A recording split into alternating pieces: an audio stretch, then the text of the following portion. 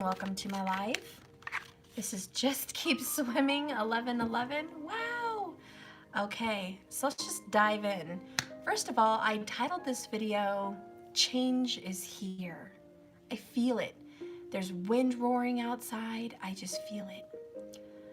I know there's change. I know there's change.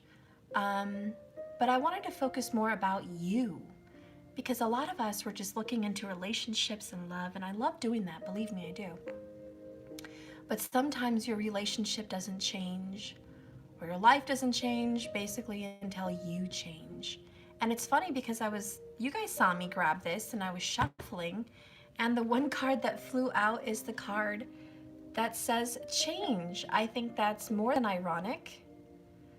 I think it's just really the energy is thick and I'm feeling it, and when I'm shuffling, boom, change is here. I can't believe this card came out. I have 88 cards. I'm talking about change and change comes out. That's how amazing Spirit is when we get connected to him and her. That's just how amazing. And it says change, allowing things to happen naturally. Okay. So we're going to talk about our own changes as people, as humans, as lovers, as women, as men. How are we going to help ourselves change? That's a beautiful picture. It's allowing to let it happen naturally. I want to know what your power is. Today we're going to dive into your power, okay? I will pick 3 different cards, and you can see which one is for you. But Spirit, show me, what kind of change are we going to be seeing? What kind of change are we going to see through this transition? What are we looking at? What kind of change are we going to be looking at? We have solar eclipse and deep healing. And just like that, it changes. Another synchronicity, the word change. No longer broken. One of my favorite cards. Deep healing, no longer broken. You guys have been through a lot.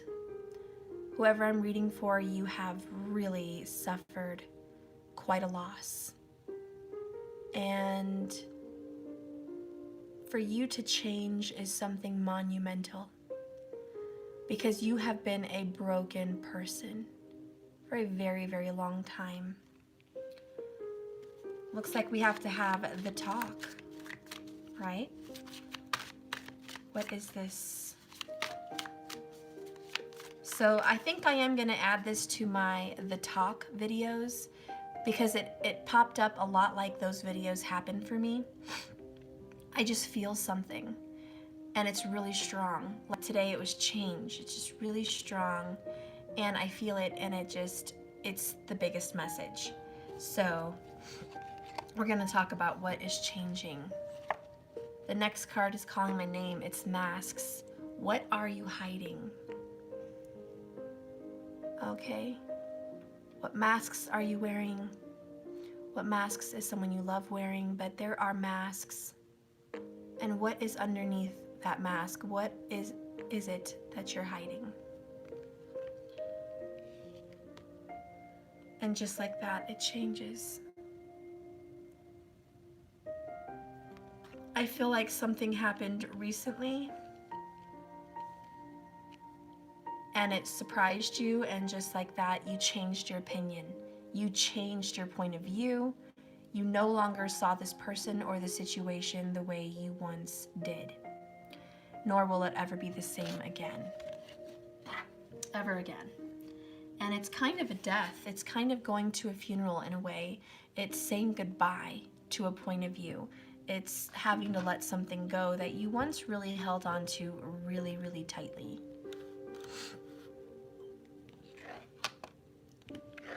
Put these up here.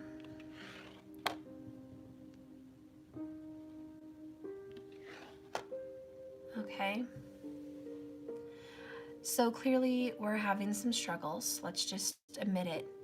With ourselves though, it's really not other people. it is ourself. Because we're the ones that experience the brokenness. We're the ones that experience the tears. We're the ones that struggle with the heartaches. We're the ones that have sleepless nights. And we're the ones that have circling thoughts. Am I right?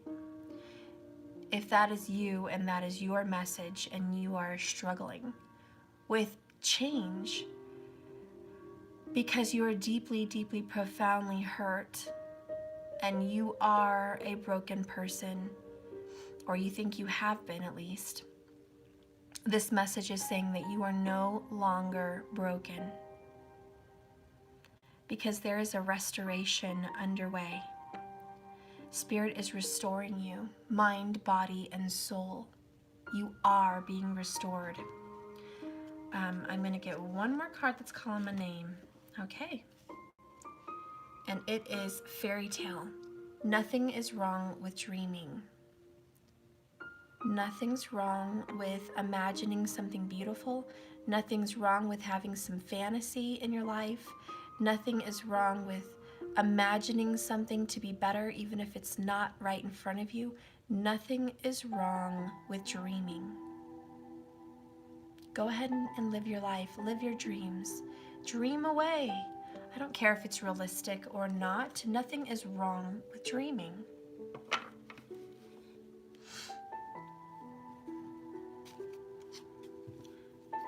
Tell me about this deep healing. Tell me about this deep healing for those watching. The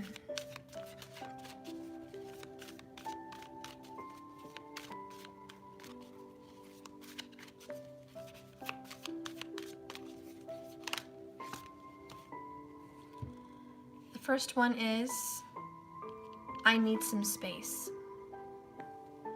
Part of this deep healing is someone asked for space. Maybe they didn't even ask. Maybe they just took that space. They separated. There is some separation issues, abandonment and anxiety and separation, which causes so much brokenness. Because a lot of you don't understand, why did this person want to be separated? Why? Because we have 55 for change, soul connection. One soul, two bodies. You felt like this was the person, this was it. You had met your deepest connection. You had met that elusive one.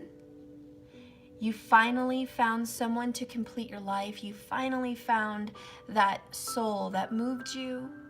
You finally found that person that understood you. You finally had someone that loved you unconditionally like no one else has loved you before. You finally felt that. And now there is trust issues. Look at the synchronicities, 55 and 66. Trust.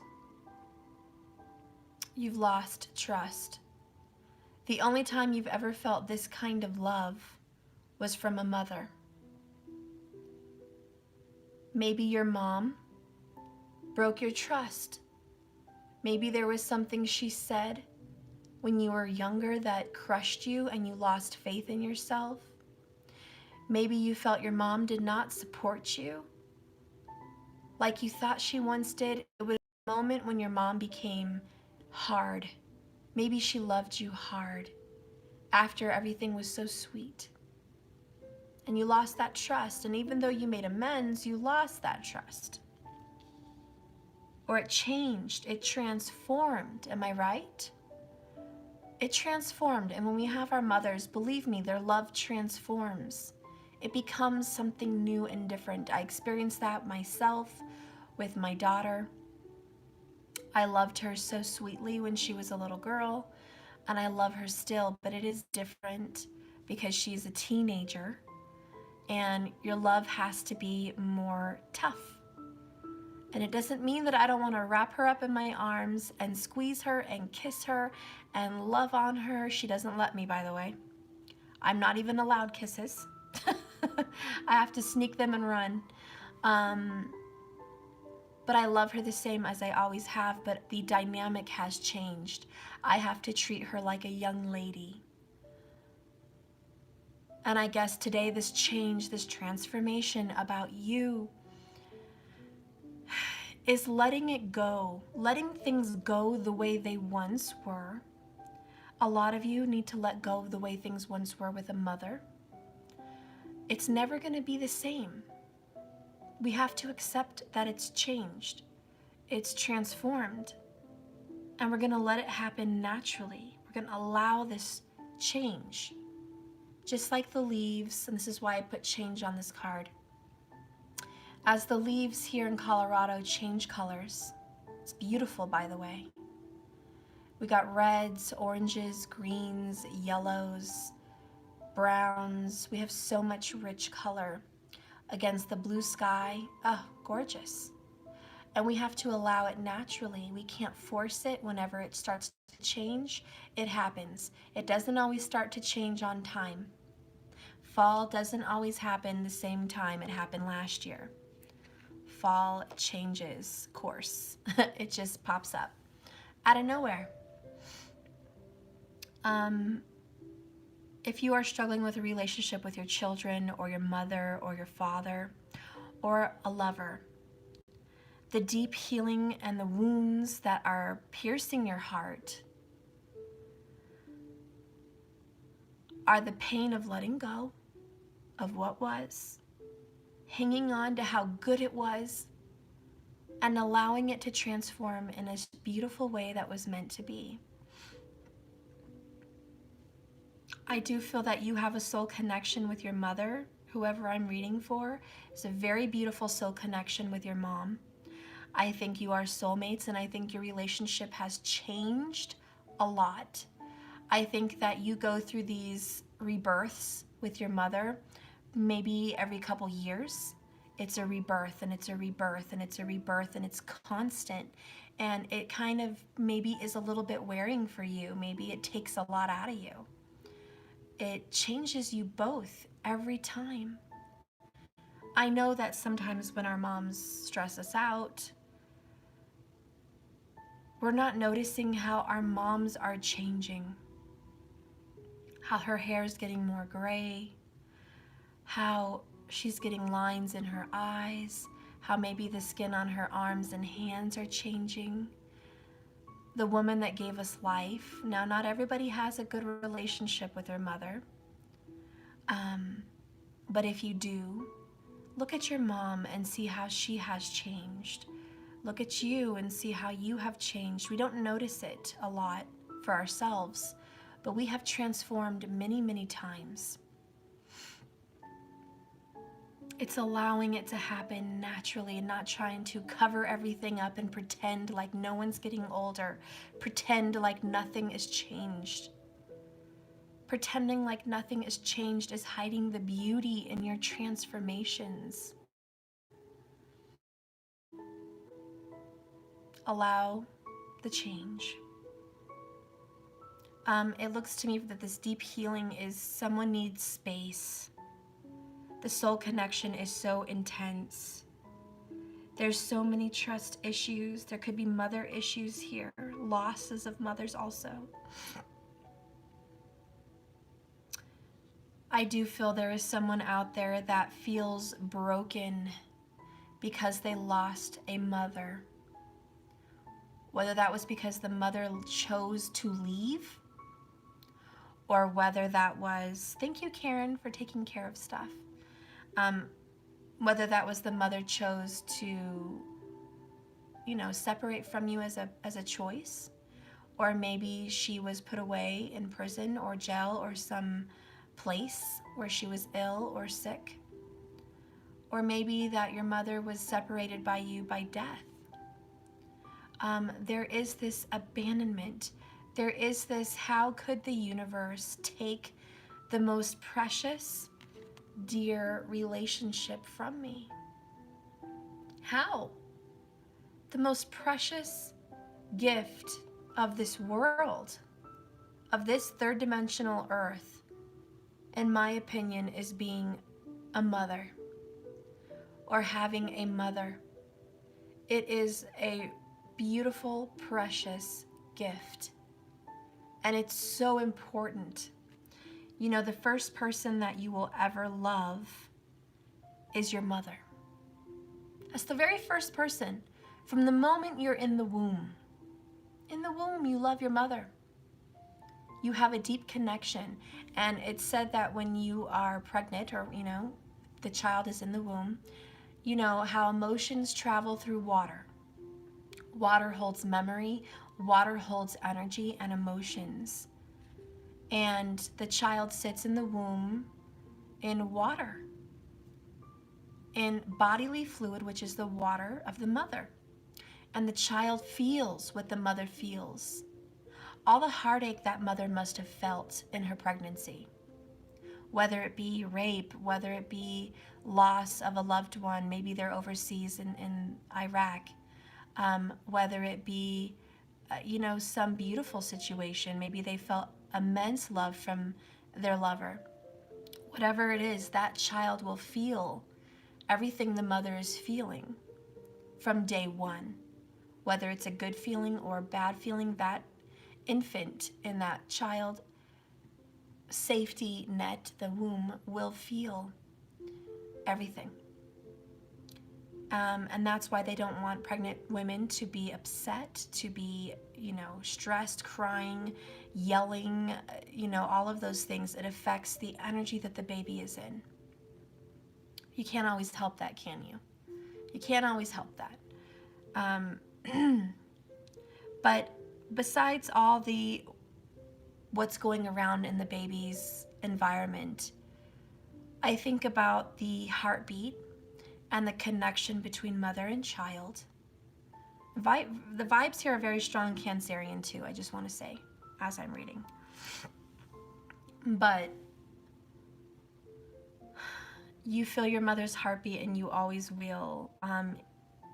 It's a connection that even through distance, space, and time, it will not change that connection that you felt in the womb. You will always have a knowing of who your mother is. You will always have a connection, even if you've never met your mother, even if your mother is gone because she passed away, even if your mother lives 10,000 miles away, you will have a very deep connection to your mother. It travels through your DNA. You'll have a strange connection to your grandmother, your great-grandmother. And if you meditate, male or female, if you meditate and you get connected to that network of love, it is a network of love. Through the mothers, you will feel such comfort, such security, such protection. They will always be there. They will always be there. So I want you to meditate at some point in your healing, because this is deep healing. Because there was a point, and here come the tears, I don't know, it's just an emotional, intuitive reading. But there is a need to be connected to that source of life. If it wasn't for these mothers, you wouldn't be here. They brought you into this world. They gave birth to you and your soul. Keep that in mind. Women don't just give birth to a body, they give birth to an energy and a soul. And a woman out there let a soul come into her body and give birth to that life. It's a beautiful act of love. And no matter how it comes, it still is beautiful.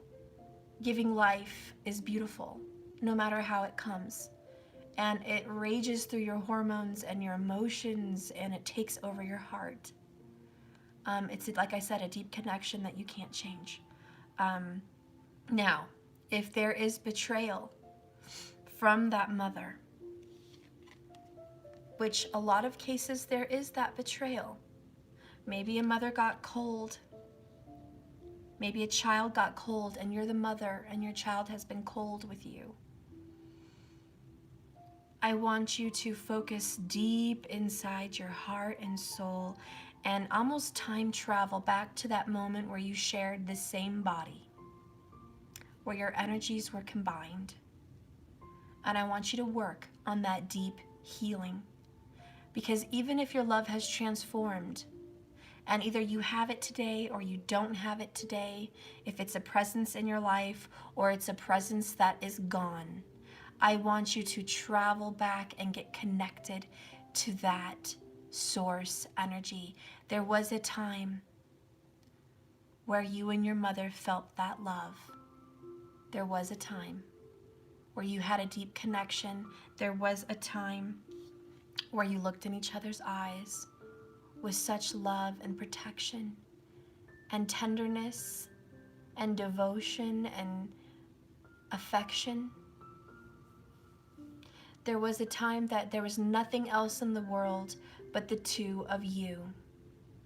Nothing else in the world but the two of you, playing with blocks, playing with colors, eating your food, smiling and brushing your hair, giving you a bath.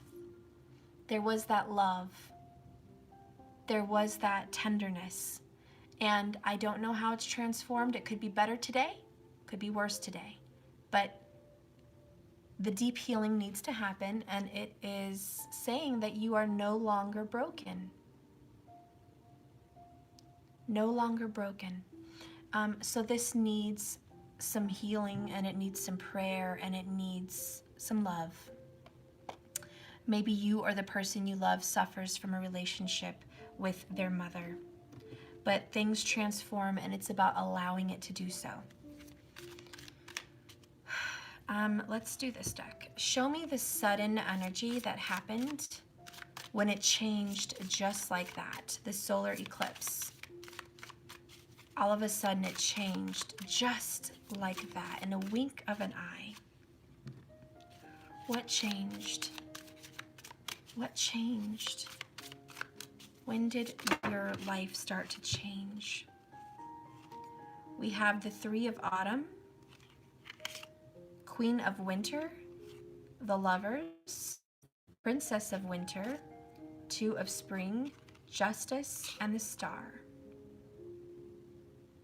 I'm going to start with the Star. So I'm clarifying this energy for you. The solar eclipse, and just like that, it changes. Okay, in a flash of an eye. Have you guys ever seen a solar eclipse? I'm sure you have. It's creeping, it's creeping, it's creeping. Finally, boom.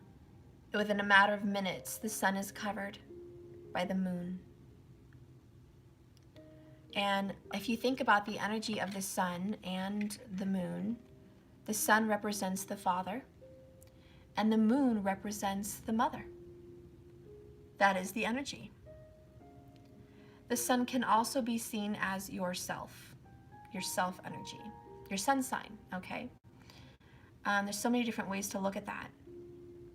Your moon is your moon sign. There's so many different ways. But I get the opinion here that maybe something happened to a father. Maybe your mother did not have a father in their life. Maybe your mother lost a father. Maybe your mother needed a father that was absent, and just like that, it changed for your mother. There may have been a time in your life where your father also disappeared, and your mother took the place of your father. And just like that, it changed. Sometimes when a mother has to take the role of the father, it changes the mother.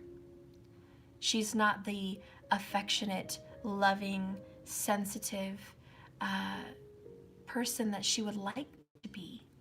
Sometimes she has to play the authority, the loud voice in the home, the judge, jury, and executioner. And mothers do not like that kind of energy. Mothers do not want that kind of responsibility. But when families are broken, and if a mother does have to take that role, she has to transform and change and be someone that she was not necessarily created to be.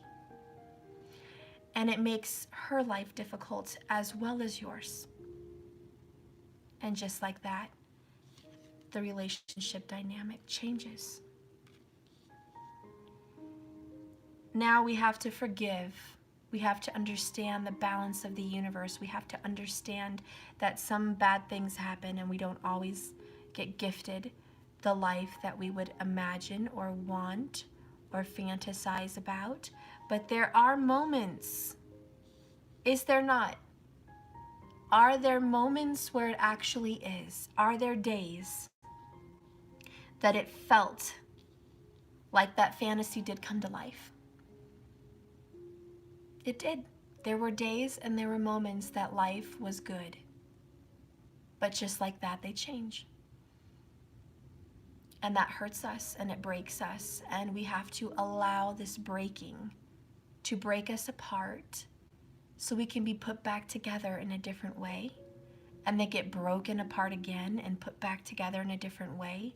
And each time you're broken, it doesn't mean that you're used to the pain. It doesn't mean that you can adjust easily and it's, pain-free because you're used to it. No, each time you break, it crushes you, it hurts, and then you get rebuilt.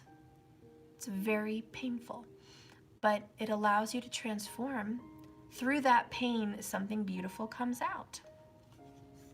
So we have the star card, which I love because it represents, the star comes out after the tower. As soon as the foundation falls apart, as soon as your life falls apart, out comes hope. Here comes the star. Here comes a beautiful energy, looking to the future with hope and optimism, the power of faith to move mountains. Happy changes. Again, the change comes up, happy changes that bring relief from challenging times. For every up, there is a down. For every falling tower, there's a star. This too shall pass. Your brokenness shall pass. Changed, it will never be the same. But the pain will process through you, hopefully, and you'll allow it to help you grow and become the soul that you need to be. The next one is justice, Libra energy. So we have Aquarius, Libra. By the way, we do have a new moon in Aquarius per Vedic astrology. I just wanted to put that out there.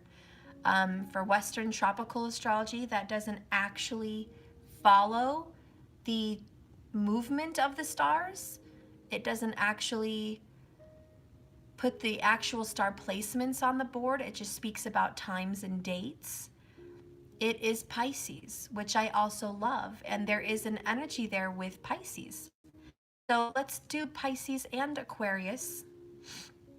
New moon. Well, with Pisces, it's about alienation, isolation, long distance. It's about loss. It's about giving something away. It's depletion. It's lessening. So with Pisces, your pain is lessening, but you are losing something. You're losing a part of yourself. For a lot of you, you're losing some hope. Whatever hope it was in this relationship, maybe in a mother relationship, I don't know, whatever it is, in a lover's relationship, in children relationships, any dynamic, there will be a loss of hope. Maybe you've just accepted that this has changed. It's different. I'll never be able to go back the way it was. And that sucks. And all of a sudden your love has transformed into this maybe colder energy, maybe stronger energy, maybe softer energy, whatever it is. You're not going to go backwards. No, we don't go backwards. We go forwards. Now, you can get stuck. Yep, a lot of people get stuck. They don't move forwards or backwards. They just get stuck. Okay, and that happens, and it's okay. And you're going to just deal with it and be stuck until you're ready. And that's okay. There's a reason to be stuck. It's called processing your feelings. process emotions, your thoughts, your feelings, your life. Sometimes you need to be stuck so you can get acclimated to this new life, and that's okay. That's okay. But with this new moon energy, you're going to be pulling in strength in this loss. You are going to be finding out somebody's an enemy. I don't know who that person is. You will find a new enemy, or you will be in contact with an old enemy. Whether it's communication, a visit, a running into them, or gossip finding out about this person, you will find out who's an enemy. Enemies will be found because Pisces looks at Virgo, the house of enemies. Okay, so that will happen. That will happen. You will also find out that there is some health issues that you need to deal with this new moon. There's information and communication with the support of Aquarius that you might find out you have a back problem. Maybe a disc is slipped out. Maybe you need back surgery. Maybe you're finding out that you have a cyst on your ovaries.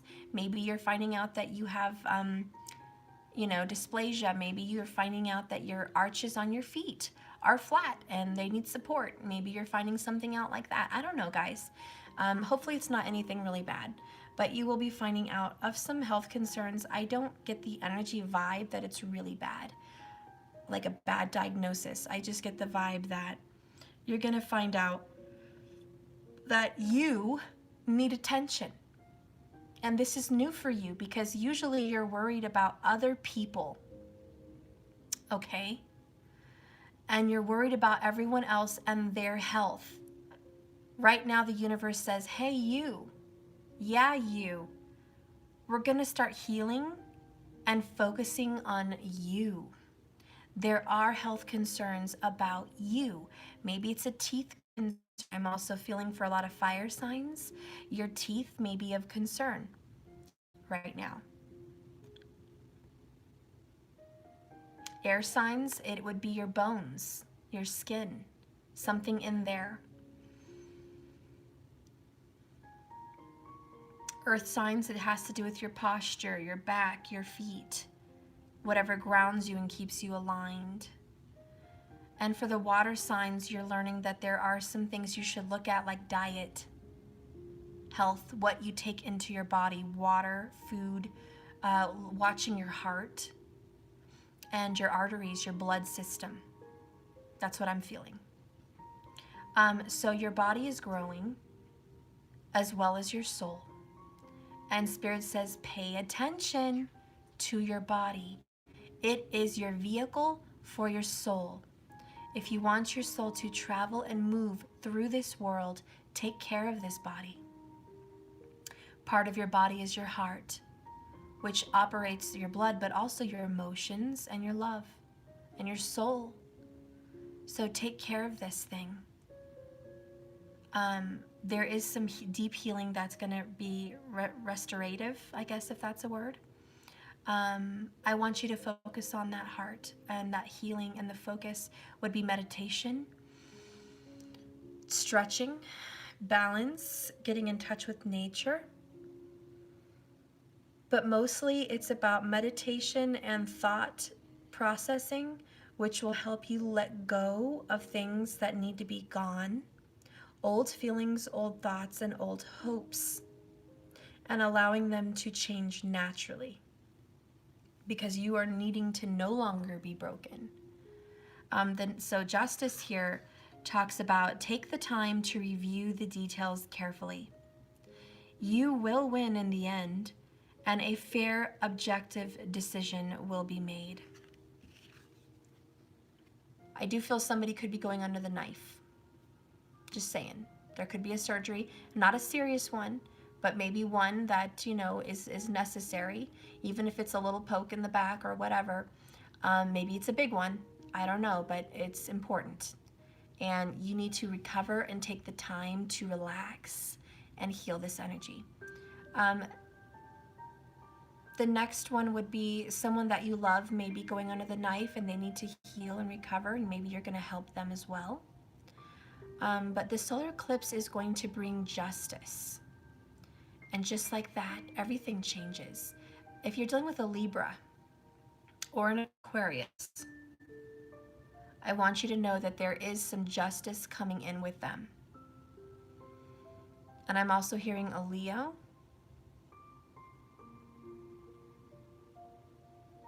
Yeah. Libra, Aquarius, and Leo. And they're L's. They all have L's. That's weird. Except Aquarius. Huh, there's a connection there. Anyways, I don't know why I went off there. I will tell you this. If you are dealing with these signs, you are going to be given some fairness, some kind of equal justice that is deserved and righteously so. It's coming. You've had a wish. You've been praying. You've been manifesting. You've been doing spell work. You've been doing affirmations. You've been doing maybe a vision board. Maybe you've been imagining something. But whatever it is that you see and focus on, it will become something.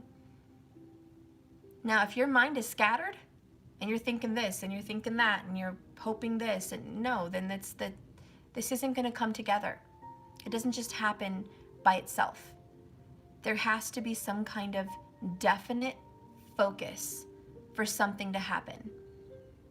I want you to focus consciously and subconsciously on justice, because you have a wish coming true. The solar eclipse brought it forward, and you are in this Aquarius new moon bringing in, because the new moon pulls, it sucks things in. You are bringing in justice. The next card is Two of Wands, Two of Spring.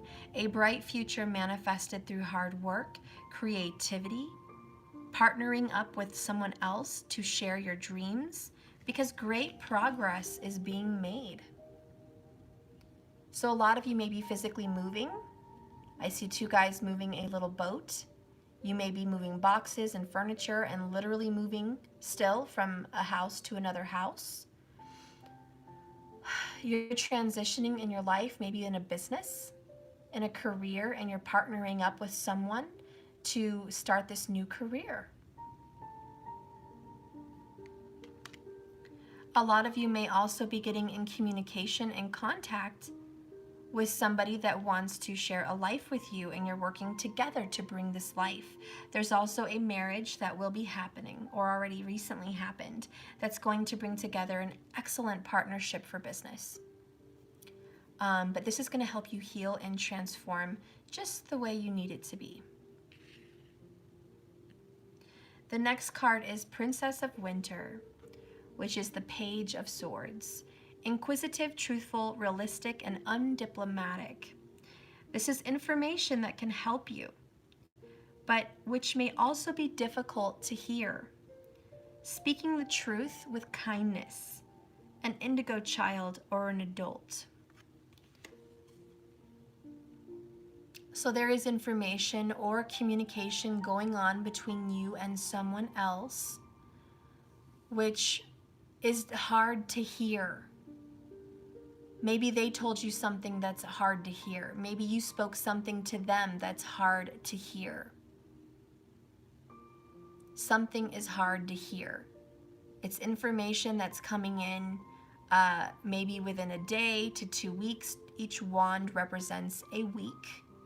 We have 2 of them. Maybe there is an information coming in 2 weeks. Maybe it already happened. Maybe it's going to happen today.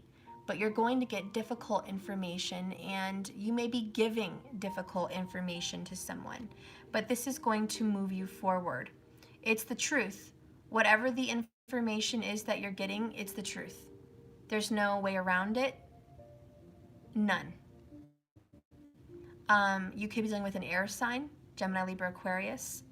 But this is information that will help you in this upcoming future.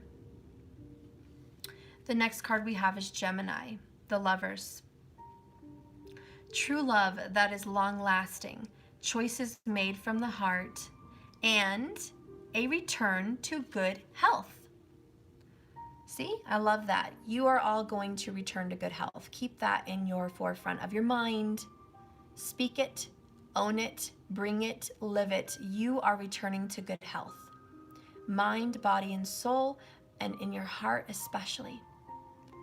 Now, you do deserve justice because it looks like there is some difficult information to hear about a lover that could be a twin flame or a soulmate, someone you're destined to be with, someone you saw a future with, a marriage with, and a home with, and basically somebody you saw forever with. If you're already connected and married with someone, it means that you may be experiencing a time where you're troubled in your relationship, where you're frustrated, where you guys are bumping heads, and where your visions and your dreams aren't being appreciated. Your voice is not being heard. You're trying to take action on something, and someone is too realistic and not wavering. Someone doesn't support your dreams. And if you're in a commitment, this is stressing you out because you want this person to open up and support you, and they may be a little closed off and too realistic.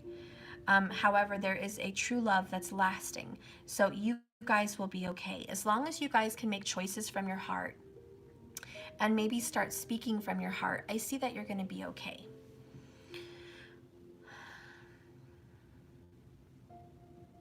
I see some fairness, some real justice for the Aquarius, the Libra, and the Gemini.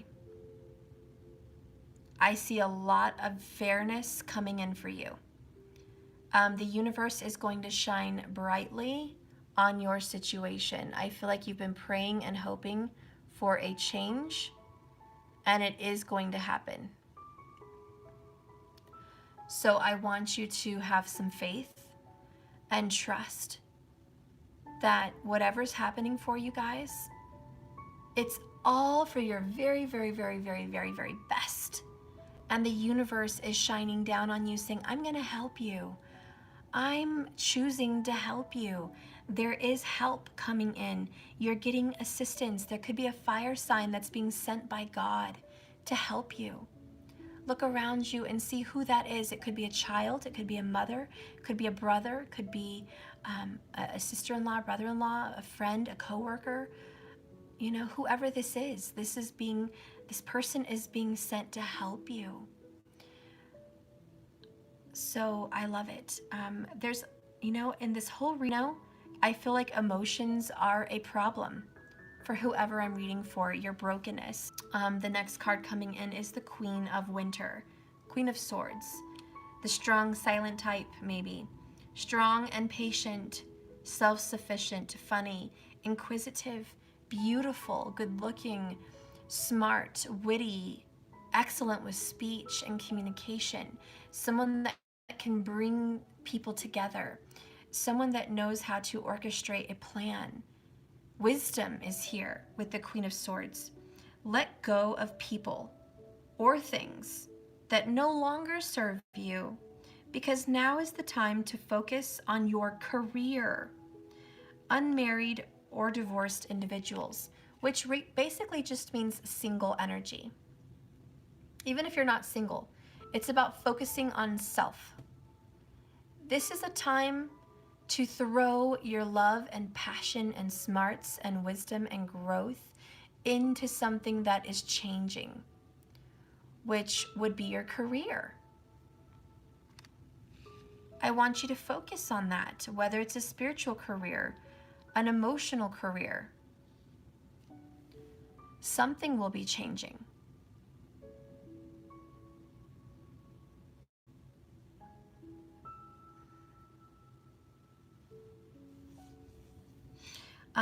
I want you to let go of someone. There is somebody. It could be a parent, it could be a lover. It could be a group or an entity.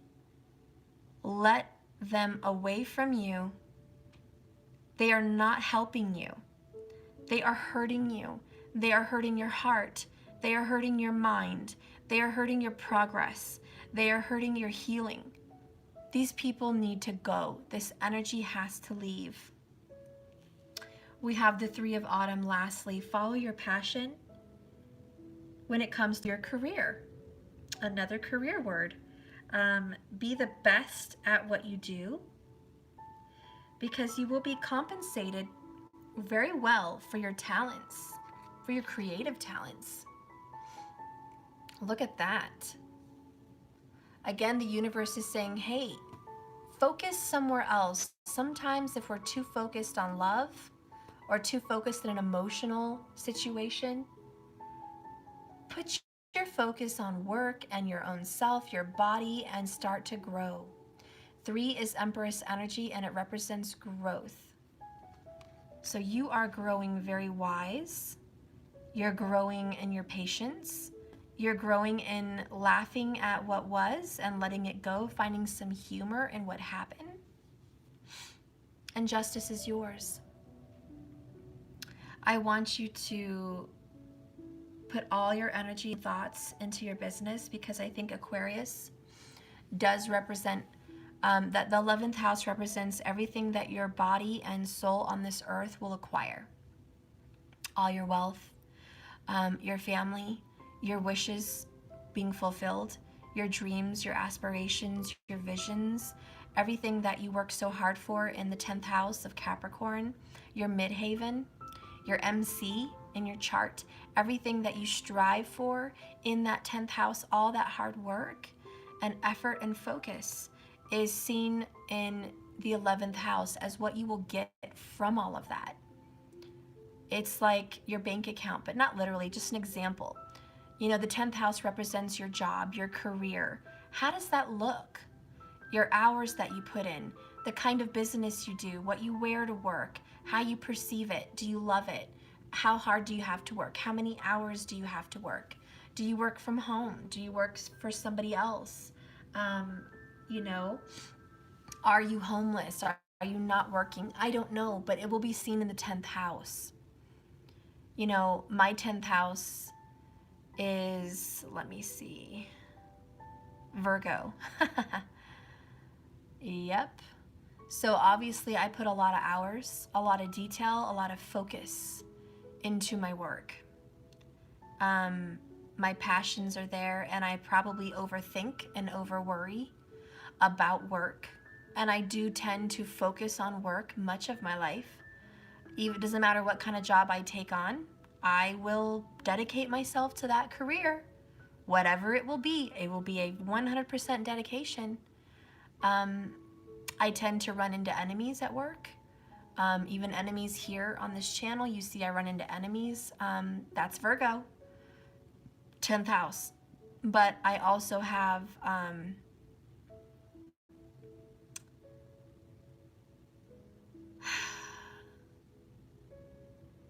looking at Pisces, which is my 4th house.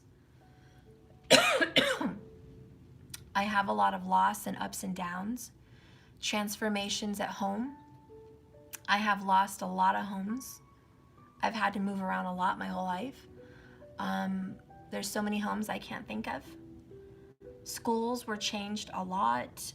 Transformations and losses with parents at home. My children obviously have lost their parent. I've lost my parent. You know, my mother and I had some strife growing up, but we're very good now. Anyways, I don't know why I was talking about my chart, but I guess I was just wanting to give you an example. But your 11th house talks about what you will gain from all of that hard work and dedication. And in my chart, it shows I will gain quite a bit. I have Venus there with my moon, so I'm focused on gains. And Venus and the moon, which work well together, pull in a lot of luxury, a lot of joy and happiness and emotional fulfillment. So even though I work really hard, I am emotionally, with the moon, fulfilled with this job. It makes me literally happy. It makes me joyful. So it's worth it for me. It's my, man, guys, when I come to work and I see you guys, I feel like I'm out having the best time of my life. I wouldn't want to do anything else right now but this. I love it. I don't have somewhere else I'd rather be. I don't give a shit about my nails. I know that's Kethu in the first house, but I don't give a shit. I don't care if I'm in my pajamas. I don't care if it's snowing outside, if it's sunny outside.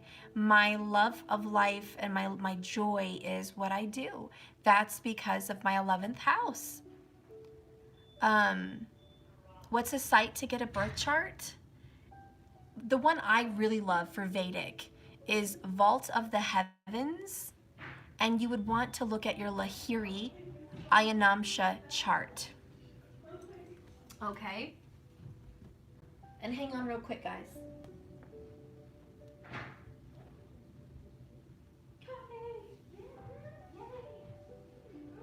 Tell me who got a cold drink on the whole thing. I'm gonna spank you. What is wrong with you? I don't know. It is freezing cold. I'm a weirdo. It's 2 degrees out. And you got ice. Yeah. I'm about to give you something. I'm about to get you, girl. Okay, I'm sorry. My sister-in-law and my brother brought me some Dutch Bros. So I'm very blessed. And this crazy ass girl went and got ice. An iced coffee in the cold. Do you know it's like 2 degrees? Ay, ay, ay. Mm-hmm. 2 degrees and she went and got some iced coffee. Mm-hmm. Anyways, let me have a sip. Mm-mm-mm. Oh my Lord Jesus, it's so good. Oh. It is a 911 with sugar-free Irish cream. I don't know, I love it, it's awesome. Whew. Anyways, the chart that you should go to, it would be Vault of the Heavens, Lahiri Ayanamsha. That would be the correct Vedic to follow. They also have a basic Vault of the Heavens, which keeps your Western tropical signs the same, but just puts it into a Vedic chart. So you could do one or the other. But if you are Googling that, you have to hit Lahiri, Lahiri Ayanamsha, to get the correct chart that I follow.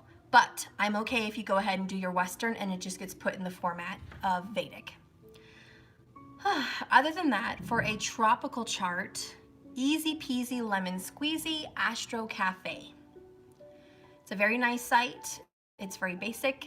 It has a lot of good information. It helps you see things clearly, and that is your Western birth chart. So I do like that one as well.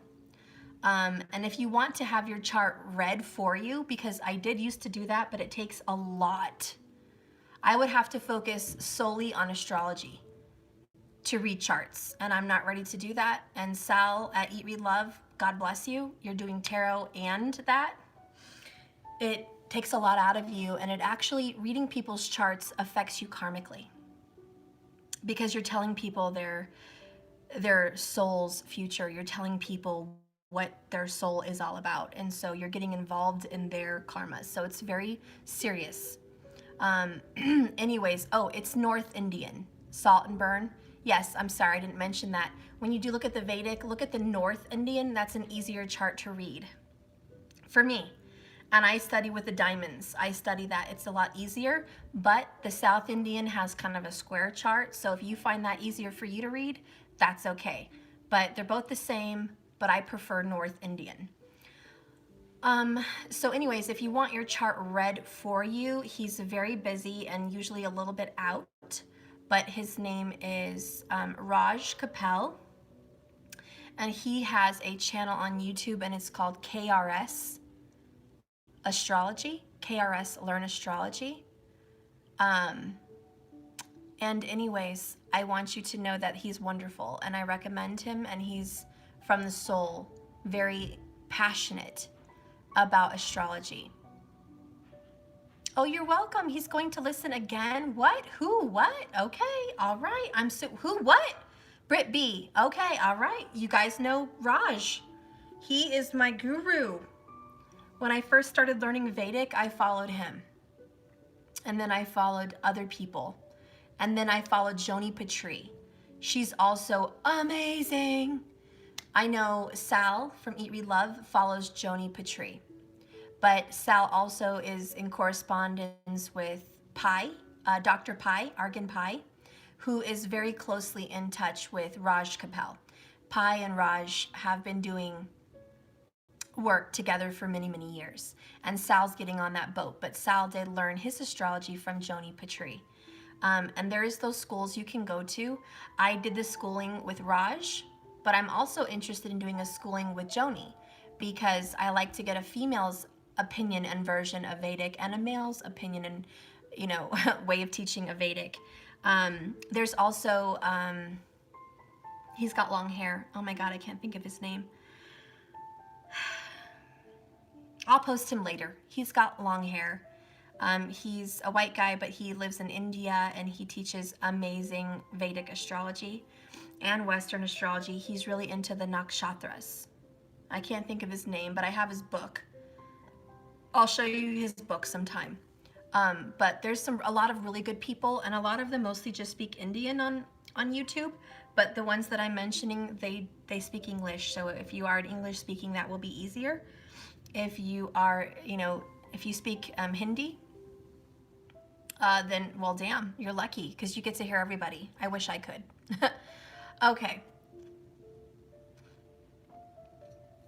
So I'm going to keep going. So just like that, it changes. Just like that, the star comes in after the tower. Justice is here. Fairness is here. You're going to be getting information that changes everything. You're going to be okay. You are going to find your health again. You're going to be strong. They really want you to focus on career because whatever news you get, it may hurt you. And I do feel there is going to be a stab to the heart or a stab to the ego, or let's just say a punch in the gut. It takes the wind right out of you. It's like you find out your lover is going to marry somebody. Or you find out your lover is still with the karmic and it looks like things are peaches, cupcakes and cream and rainbows and happy, happy, joy, joy.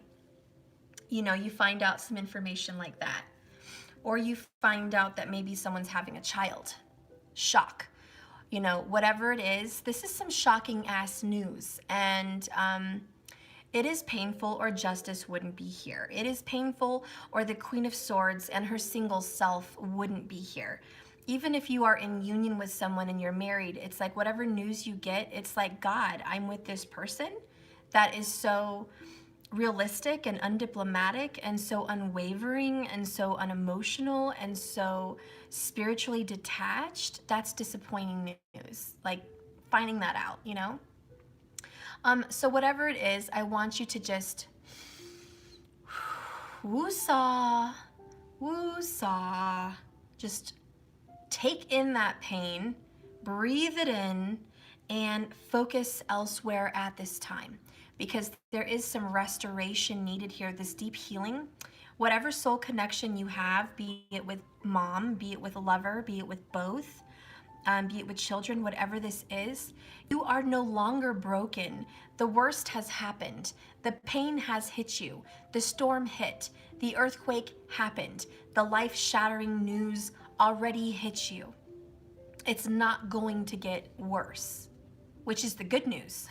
And the star card in Justice is like, hey, guess what? This may really suck, but it's not going to get any worse. Thank the good Lord. Thank the good Lord, it's not going to get worse.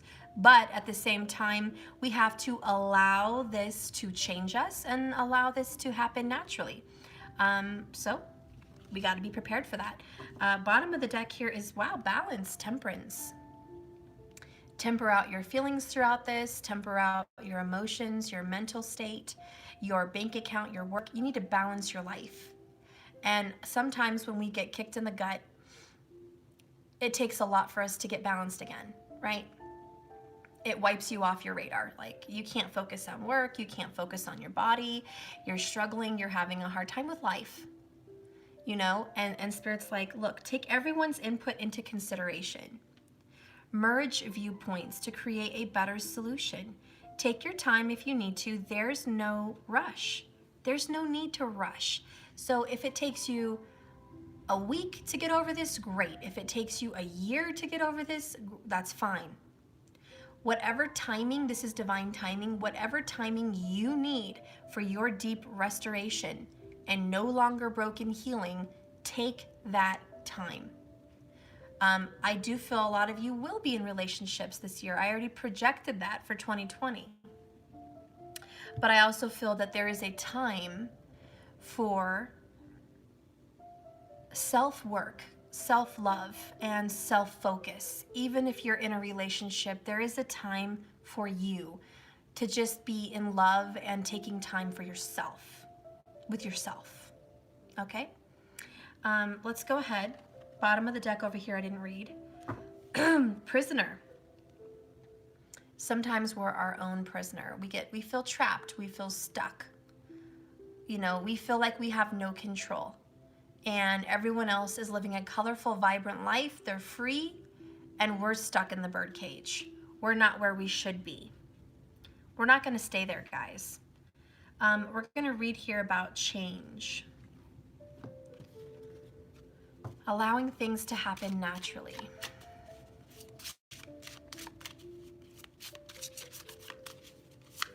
And the number 23 goes to the number 5, change. Spirit, give me a message of change. Well, okay, we got this last night. Oh, I'll just leave this on the bottom. Courage is one of them. Takes courage to change. But I've got 3, so I'll go ahead and read them. For change, the first thing we have to have is endurance. The number 18, ginseng. Maybe get a ginseng drink that might help you get some energy here. In order to change, you have to be able to withstand the pain of this change.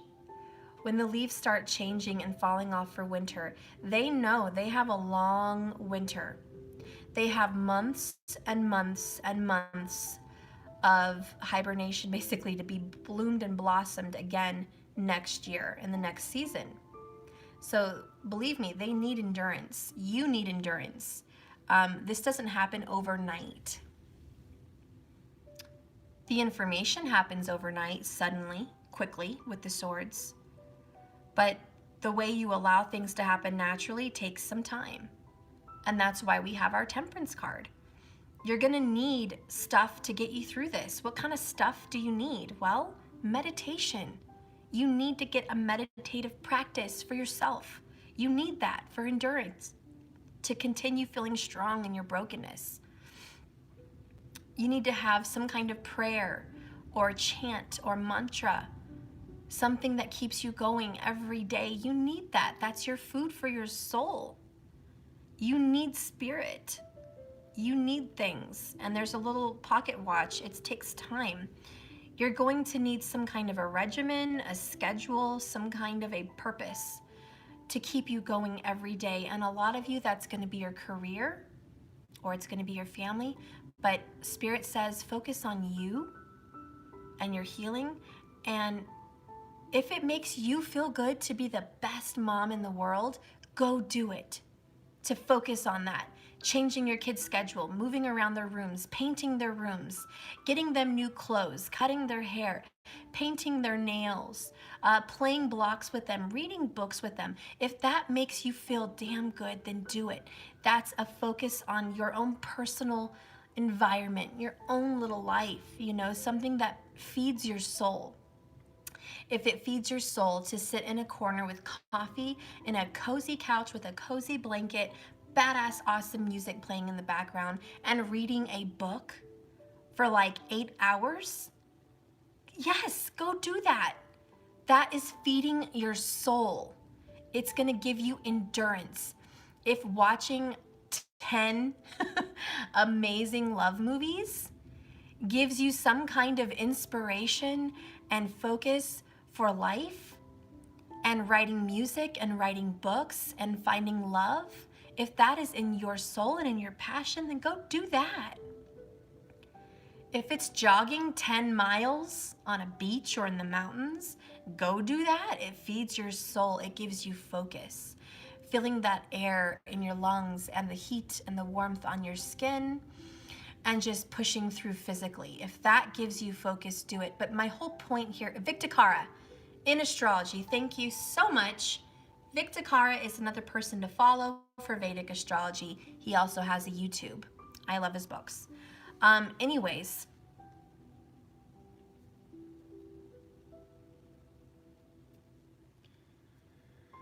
I want you guys to stay strong, and whatever it is that gives you that kind of energy, I just want you to find it. Find it and do it. It's going to keep you going. The next card you have is progress. And it's, how do I say this? El Campaign? El Campaign? El Campaign? Okay, obviously I can't say it, but it means progress. You are making progress. The change is happening. You may not notice it, but it's happening. Guys, when I lose weight, I freak out. I'm like, oh my God, I still feel like a fat ass. What the hell? My pants are hard to get on and blah, blah, blah. I don't notice that my face is thinning out. I don't notice that my arms are thinning out. I don't notice that my legs are thinning out. You know, I'm like, I'm not taking notice to all that because I'm still wearing the same size. And I'm like, shit, talkie mushrooms. But I am making progress because I'm feeling better. I'm looking better. My skin is glowing. I have more energy. There are changes. I just don't see them. I am making progress. And I'm using that as an example that when you think you're not achieving some goal or moving forward or allowing things to happen naturally and you're allowing this change to happen in your life, I want you to know that progress is being made. If your relationship has hit the wall, maybe your lover has given you some terrible news. Maybe your lover told you, you know, your twin flame or your soulmate, that they are in a relationship and they are happy and in love and they've been together 2 years, 3 years, 10 years, whatever. And you get crushed because it's not you.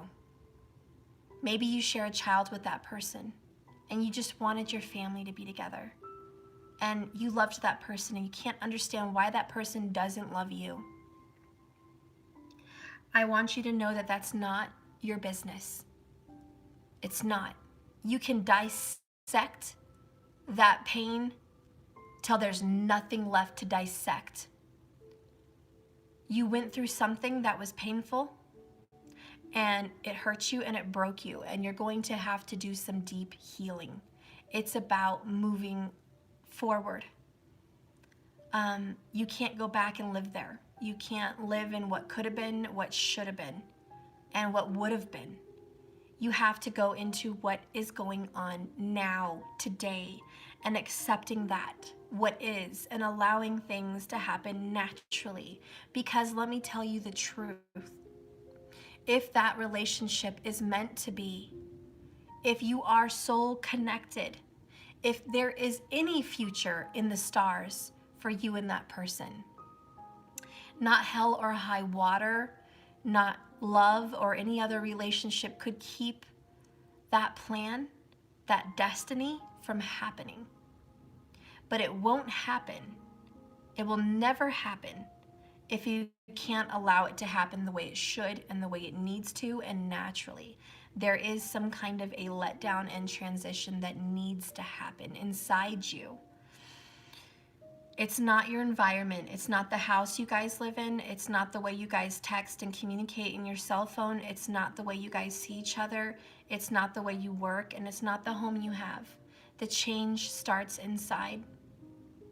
And there's parts of you that need that deep healing, and that's why we talked about meditation. But you are making progress. If you think that your relationship has hit the wall and there is no progress, believe me, you are making progress. It's like working out, dieting, and you hit a plateau. You haven't gained weight, you haven't lost weight. You're in the same pair of pants you've always been in. There's no changes. It doesn't look like it. But like I said, everything else is changing. It just hasn't made the big transition yet. But believe me, progress has been made. Maybe if you weren't working so hard, it would be worse. Maybe if I wasn't trying to lose weight, I would be gaining a lot more weight than just being in the plateau. I'd rather be in a plateau than gaining, correct? You'd rather be in a moment of endurance and struggle, knowing that you're doing something about this, than getting worse and worse and worse. Am I right? Falling into some crazy depression and losing it and hurting yourself. I mean, at least you're not there.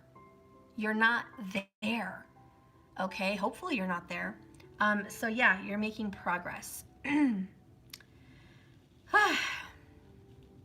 Expansion is the next one. Ephedra. And we talked about this, losing weight. Ephedra is in a lot of weight loss pills. Yes, it can lead to heart attacks. Yes, it can be an energy booster. It expands and it grows and it makes things faster. This is fast. So if you keep up your endurance, there will be fast progress. There's quick changes that are happening is the message I'm getting. There's something ready to blossom and don't force it.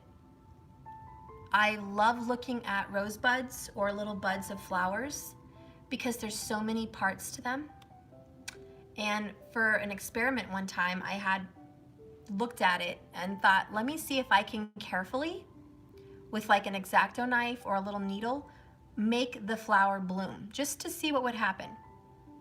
And when I tried to make that flower bloom, I was pulling it apart so carefully, intricately. I mean, just as naturally as the petals would unfold, I was trying to unfold it. It changed its color. It died.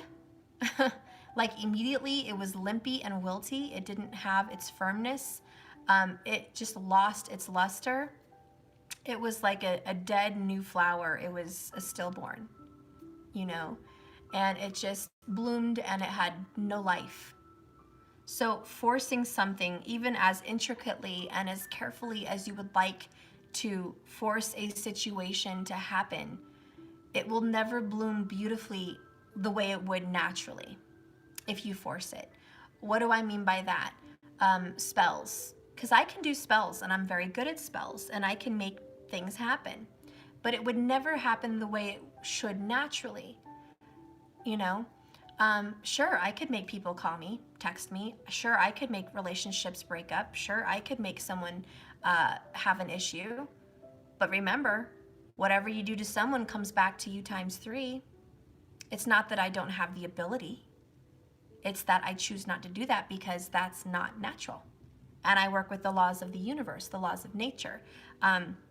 There are things you can do to speed something up for good, such as healing. There are healing spells that you can do and perform, especially root work and hoodoo magic and all of that with candles, that can accelerate your healing. They can bring in light and love and peace and restoration. They can cleanse your mind from obsessive thoughts. For example, you can do a spell to quit obsessing. You can do a spell to help your heart start feeling better and heal.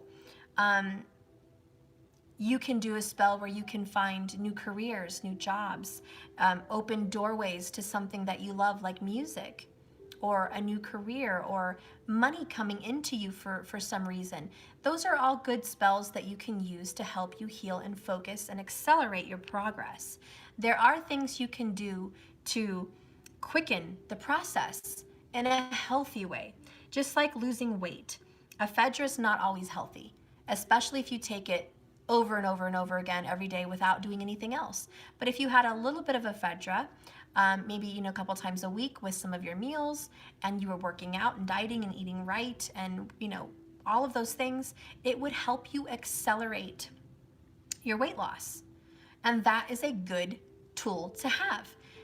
Now, I hate when people have such a box form of thinking where they sit on their hands, literally sitting on their hands saying, natural means there's nothing I can do. Natural means I have to sit on my hands, watch the clock, and wait for the universe to do everything for me. That's natural. If I do nothing, it's natural. No, that's not what I'm saying.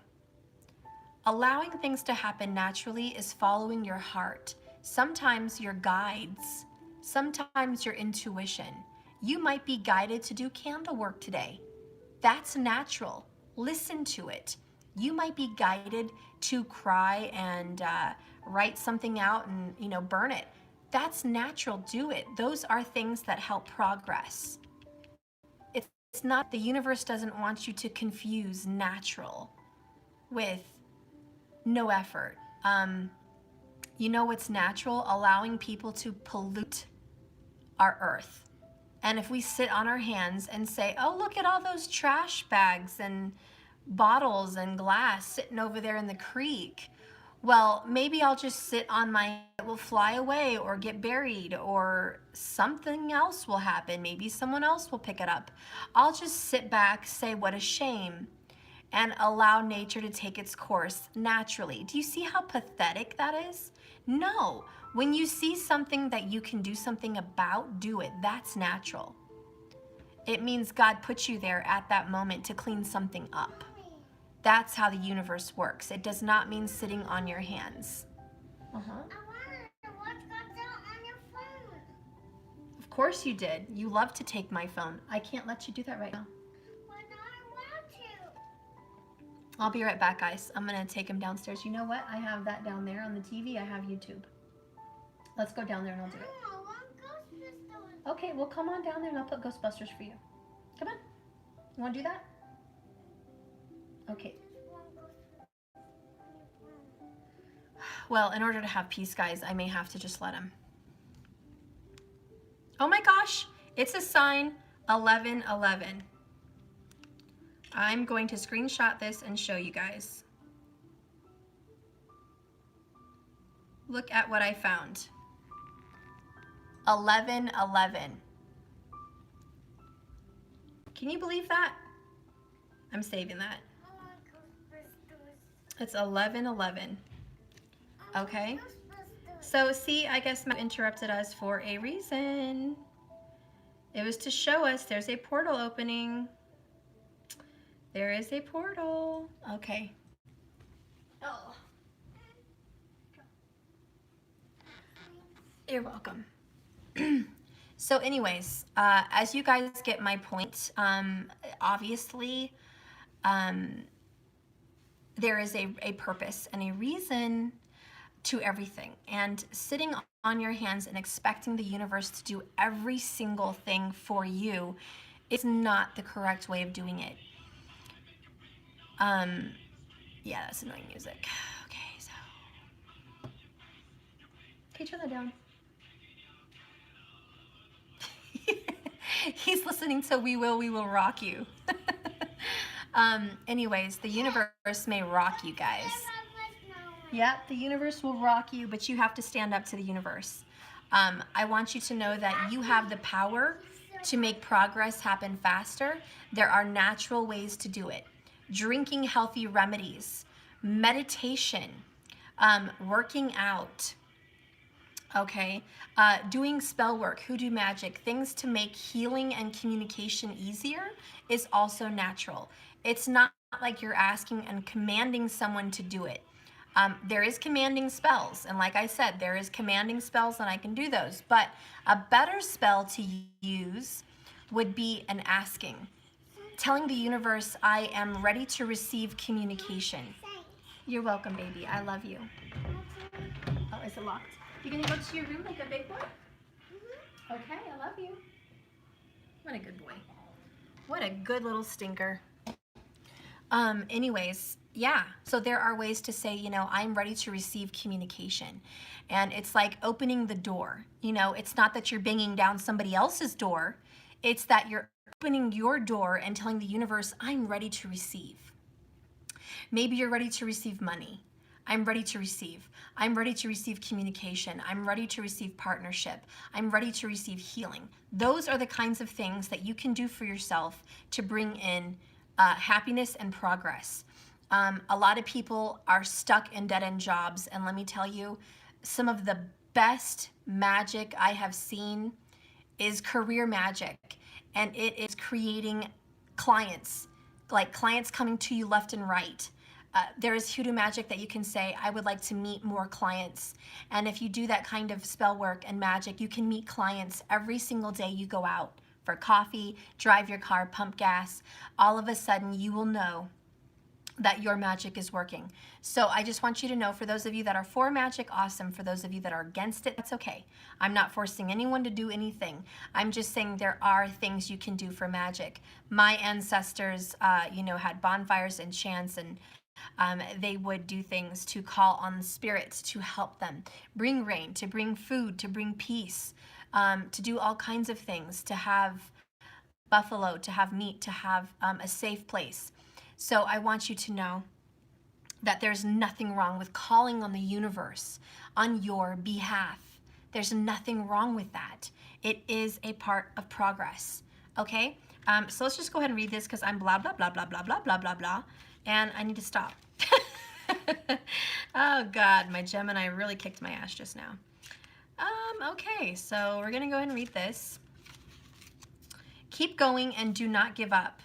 You may find a new path is opening up before you, but it will seem very long and perhaps even more challenging than you like. You are being asked to take a bit of a leap of faith with something, but there is an outcome that will be in your favor. Believe in yourself and your abilities, because doubt is the only thing that is holding your plans and possibilities back. You may find an additional study or information gathering or education in any form that will improve your situation.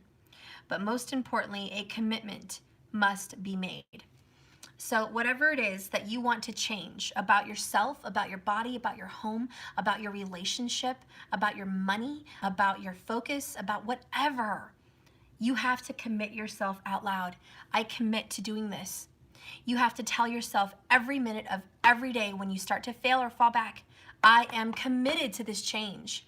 I am committed to allow this to happen naturally. I have faith, that leap of faith, and I believe that everything is happening in my highest good, period. Period. It is. And so it shall be. Period. And you have to call that in. Everything is happening the way I want it to happen. Everything is happening the way it should. It is on the way to me now. As long as it is in my highest good, I know it will be so. I know good will happen for me. I know that this change is good for me. I know that I am more beautiful because of this situation. I know that I am stronger because of this situation. And I love me, and it's about this self-love. So I'm going to read Progress, which is 29.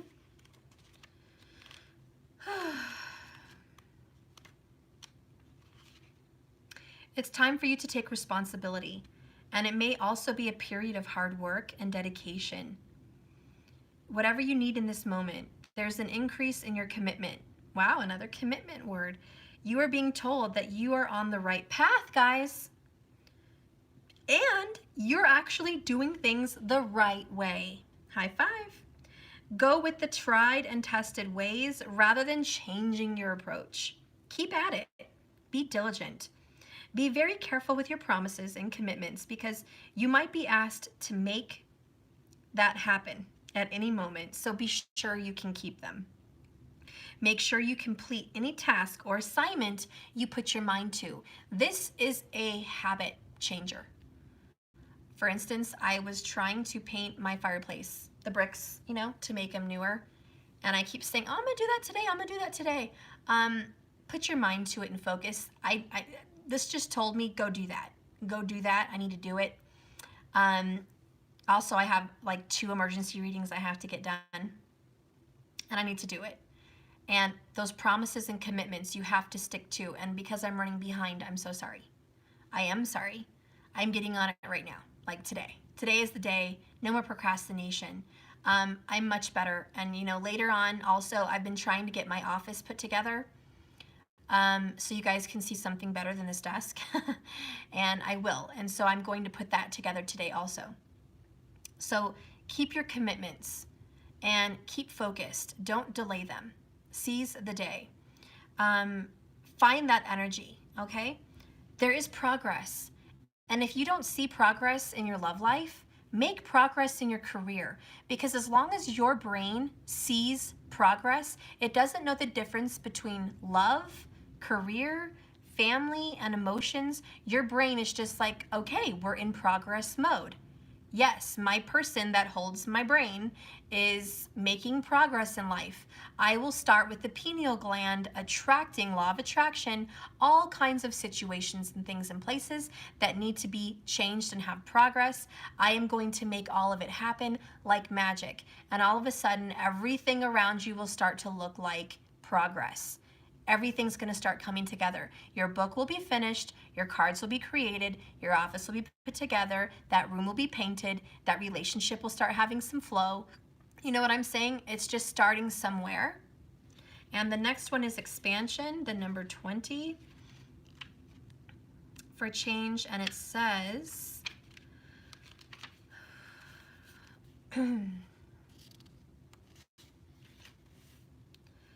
oh, and there's like a little spell, and I'm going to read it for you, so just hang tight. There is an opportunity for development for you. And even the end of challenges may have been so difficult, but they're here. The end of challenges. It is time to look for a new direction, okay, a new one, and examine more closely any possibilities that have presented themselves to you. Change is coming. Another confirmation. Change is coming. But it may be more demanding than you actually anticipated. So until you get grounded and your bearings, there may be a betrayal that is very hard to accept. Didn't I tell you the Queen of Swords, Princess of Winter? There is a message coming in. A lot of it will feel like betrayal. It's very hard to accept, and it may come as a shock. And if you have been suffering in any way from any challenge, this is a reminder to stop stewing in your anger. Stop sitting in your sadness and stop being stuck in your grief. Now is the time to move on. Now, not tomorrow, not next week, now. Now's the time. You have to commit and make a challenge for yourself if you're ready. Now's the time. Okay? Because this new moon in Aquarius is promoting change and blessings. Think of the star. The star card represents wish fulfillment, blessings, hope, and peace, and happiness, and deep restorative healing. If the universe supports that right now with this new moon, and it's sucking in all this energy, then now is the time to start bringing it in because it supports you. It's like, don't work against the flow of the current. Wait till the current changes to where you can swim with the current and you move so much faster. And so the current is ready to start moving this way. Are you? Are you ready to move with the current? Because this is the progress and the expansion. The ephedra is Mercury in retrograde in Aquarius and this new moon. That's the ephedra. Things are moving quickly right now. Very, very, very, very, very, very fast. Air sign, Aquarius. It's moving. Get on board, baby. We're going to get on this ride right now, today, 2020. 20, 25, 20. Part 2, 25, 20. We're moving, okay? That's the point. All right, let's be done with that. Let's go ahead and clarify. Masks. What are you hiding? What is it you're hiding, doll? What is it you're hiding? Okay. Boom, diggity dog. We got 7 of Cups. You have options. You have choices, like a lot. You may be hiding this. You may even feel like it's hiding from you. But let me tell you, there's more than one fish in the sea. You do have choices. You're not pinned or chained or stuck to anyone or any situation. What mask you're hiding is that you don't have any options. You don't have any choice. You know how many people I talk to about work and they're like, Steph, and my ex was one of them, I can't leave this job. I need this job. It works with my schedule. I can't move away from this job. I hate this job. I despise this job. I grieve going to work every day, 6 days a week. But I can't move. And I'm like, you are speaking your own destiny. You have options. Under this mask of I don't have any options, there's options. And you have to choose to take the mask off, which is mostly fear. Fear that there's something better, fear that there's something else, and see that you have choices. There's also people that are in relationships. And let's just example, they're all up in your phone. They want to know all your business. They don't trust you.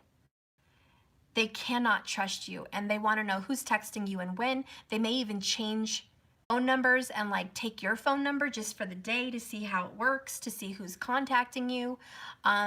Maybe they just they check up on you at work. They drive by. Maybe they're always questioning you. Maybe they're always insecure. Maybe they're controlling, and you somehow figure that that's love. That's love, baby. That person is so into me. That is love. I can't find another love better. If love is obsession, if love is control, if love is all of those things, then I can't get any better. Well, you may be confusing what love really is.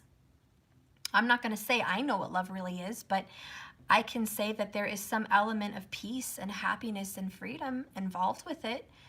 I can tell you that there's unconditional love, and I can tell you that if someone loves you like that, they have conditions. They only love you if they can trust you. They only stay dedicated to you if you do something for them.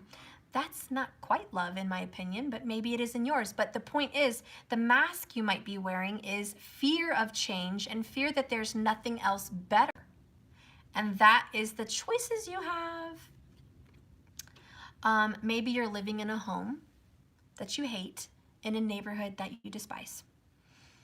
But it's cheap, and you're not going to find anything better priced. And you need that kind of affordability right now. So that's it. And you're in fear, again, this mask is fear that this is the only choice you have. No, honey, you can move. You can move. You have to put down that mask of fear and start dreaming of something better. Remember this card, fairy tale? Nothing is wrong with dreaming. Dream a dream. Nothing's wrong. I want you to be braver than that. I want you to take off your mask of fear and say enough, because there are options coming in for you. The next thing that you're hiding is Queen of Wands. You're actually way more sexy than you believe. You know, I have seen sex appeal in so many different ways.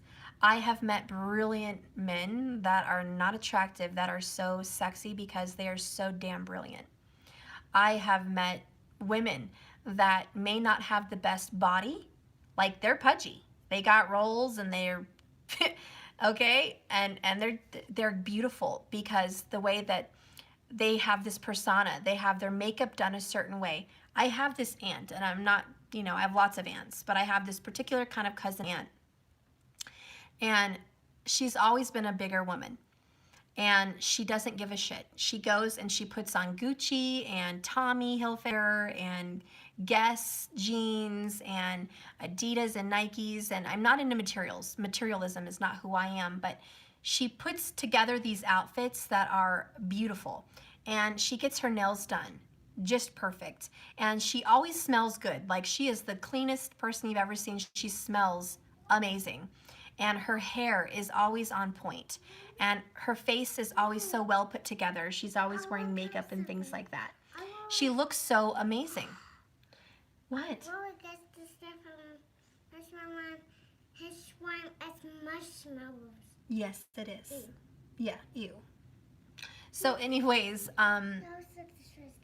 okay. So her vision of herself doesn't matter of her weight, size, or what society would call beautiful. I mean, she's certainly not going to be on the next top model or, the swimsuit model, whatever magazine, whatever it is. You know what I mean? But she is beautiful. She's beautiful because she smiles. She speaks with such confidence. She takes care of her teeth. She takes care of her appearance. I mean, she cares about it. She cares. She may not have society's vision of what it is, but she cares. And her car is always clean and she's always driving a nice car. Do you know that this aunt got a sexy ass police officer to marry her? I mean, he was built. He was, they didn't quite really match up physically.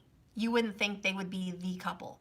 He could probably go get, someone else that is society's vision of beautiful. But he chose her because she had the aura. She had the it factor. She had that quality, that persona of confidence. She's also a very successful businesswoman, and she's very, very intelligent. And she's got the whole thing, guys. This family, she's got everything. She's got smarts. She's beautiful. She's just alluring. She's got this about her. There you go, magnetism. And she just has all this, like, I've got everything I need right now. And she's got 2 beautiful kids. She's got a beautiful house with a pool in the backyard. She's got an amazing husband. She's giving, caring. She's adopted someone else's child that was from a very difficult family. She is amazing. And I don't know her, her whole life, but as an example. And you could be damn good looking and all of that too, okay? But I'm just saying, even if you don't have that, okay, that societal picture perfect, what society views as beautiful and attractive, which is generally for women, it's, a size 5 or less, long, beautiful hair, perfect, symmetric eyes and mouth and lips, small feet, perfect toes, perfect nails, the awesome smile with the big, bright, white, shiny teeth, less wrinkles. And, society views that as, wow, look at that, gorgeous person go by. They've got it all. They've got the money, the looks, they've got the car, they've got the bod. That is the it thing that society looks at. Or for men, it's different. It's, oh my God, look at his arms. He's cut, he's built. He's got a nice, thinner stomach, and he's got muscles, and he's got, perfect feet. They're so manicured. His hands are amazing. His smile is great. Look at that thick head of hair. He's successful. He's charming. He's, chivalrous. That's what society sees as ultimate attraction. I guess Brad Pitt, Angelina Jolie lookalikes, right? So what I'm saying is you can be this without looking like that, okay? You can be, for a man, balding and wearing it beautifully. You can be gray and white peppered hair and a little overweight, but, wearing it beautifully with confidence. I have met very good looking men, like I said, that are intelligent and successful, and they take care of themselves, and they do have a nice smile, and they do have their shit together, and they have a heart of gold and a very giving, loving personality, and they are strong entrepreneurs. And the way they speak to people, they could be 4 feet tall and be attractive. I mean, look at Danny DeVito. Right? Example, he's short, he was bald, right? He was older. He didn't break into the acting scene till he was in his 40s. And he broke down every door to get there. And he busted through people. And he was just like, I'm the one. I'm the one. And it was his charisma. It was his devotion. It was his love of acting. And if you can see in a lot of his movies, he's attractive. And it's Danny DeVito. But in a lot of his movies, it's because he has something inside him. It's very attractive. And a lot of women did find him attractive, versus Brad Pitt. They're both different and attractive in their own different way. But what I'm saying is you could be Danny DeVito and not have that attitude, not have that persona, and be completely ugly. And nobody would think he was cute. Just a disgusting little troll who is depressive, self-defeating, mean, cruel. He could have picked up any other personality. He could have been quiet, reserved, not taking care of himself, You know, he could have come out in this world pissed off that he was short, overweight, and bald. He could have been so F you to the universe for giving me he could have been pissed and just done nothing with his life. But he said, nope, I'm going to embody every bit of me. I'm going to love my balding hair. I'm going to love my little overweight self. I'm going to love my small hands. I'm going to love my height. I'm going to love my smile. I'm going to love me. And you're going to love me. You know why? Because I love me and you're going to love me. Isn't that a song? I think that's a song. I think there's a song about you're going to love me. If there is, let me know. I forgot the name. Anyways, my point is, it doesn't matter if you're Brad Pitt or Danny DeVito. It doesn't matter if you're Angelina Jolie or, some regular girl from down the block that, does not have the bod to put on a bathing suit. It doesn't matter. There's something about you, my dear, that is extremely attractive. And if you own that, if you own yourself, it doesn't matter what you look like. Although taking care of yourself is important, okay? It takes you a long way. You're gonna wanna take care of yourself. Trust me, it doesn't matter. Everybody of any shape, size, and color, take care of yourself. It is important, it's self-love. But what I'm saying is it doesn't matter if you fit the status quo. You are super attractive. You have the it quality. You have so much going for you. All these options, all of them. So the mask that you're hiding under could be fear, okay? Take the mask off. Love yourself. Look at people who did it. Look at people who are doing it now.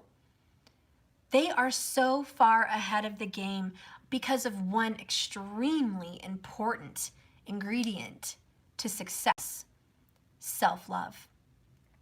It's not always self-healing. It's not always divine energy. It's not always altruistic, loving energy. It's not always any of that. Sometimes giving too much of yourself away is very unattractive because you have no boundaries. And so you're allowing yourself to be doormatted, and it makes you look less and less and less attractive. It's actually very attractive, and the Queen of Wands will tell you, build those walls, have those boundaries, make people respect you, speak out with your voice, be heard, be seen, put yourself out there, and if you don't like it, then bye. It doesn't bother me. I love me, and the Queen of Wands will tell you that all day long. I love me, and that is the sun. That is the shine. That is the persona. So the masks you are hiding is you're extremely attractive. You have a lot of options. You do not have to be stuck in this situation.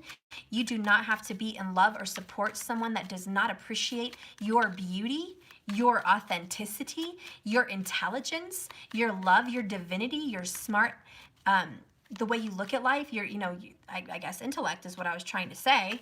If Mercury retrograde would stop kicking my ass, that would be great. Request to the universe. Anyways, moving forward, if I can speak. Okay, give me another card here. Give me another card for the masks. Give me another card. Okay, thank you, thank you, thank you. Ooh, the Ankh. That comes to my mind. I was watching Michael Jordan's speech about Kobe Bryant, and there was somebody in the crowd. I'm sure he was a famous basketball player. I don't follow basketball, guys. I don't know who he is. All I know is he's famous. Anyways, on his tie, he was wearing an Ankh. And I saw that early this morning at like 6 when I was watching that speech. I was crying. And yeah, he was wearing the Ankh. Everyone should be wearing the Ankh. The Ankh is an infinity symbol of power. It's a life after death. It is the cross, but it's never ending. It's life and rebirth. Death and rebirth is what I mean. That's why there's a loop at the top, which actually symbolized the sun. And it's a Taurus energy, actually. And it's about bringing forward the sun. You know, with Taurus, the bull in Egyptian days, you can always see those little like, it was like a crescent on top of people's head. You know what I mean? Like a crescent, like the bull symbol. Yeah, Taurus. That crescent symbolized the sun on someone's head. And in those days, the sun kind of was overshadowed by another planet, which we'll get into another time. Saturn, I think. It was Saturn at the time. Anyways, it just represented the sun and how it looked to people in those times. And it was the power of the universe. And Taurus is the bull. And in Egyptian history, and I think what they used to believe in just spiritually, just figuratively, was that there was a golden calf, a bull that was strong, that would pull the sun every day to the horizon. The bull would pull it and show the sun to the world.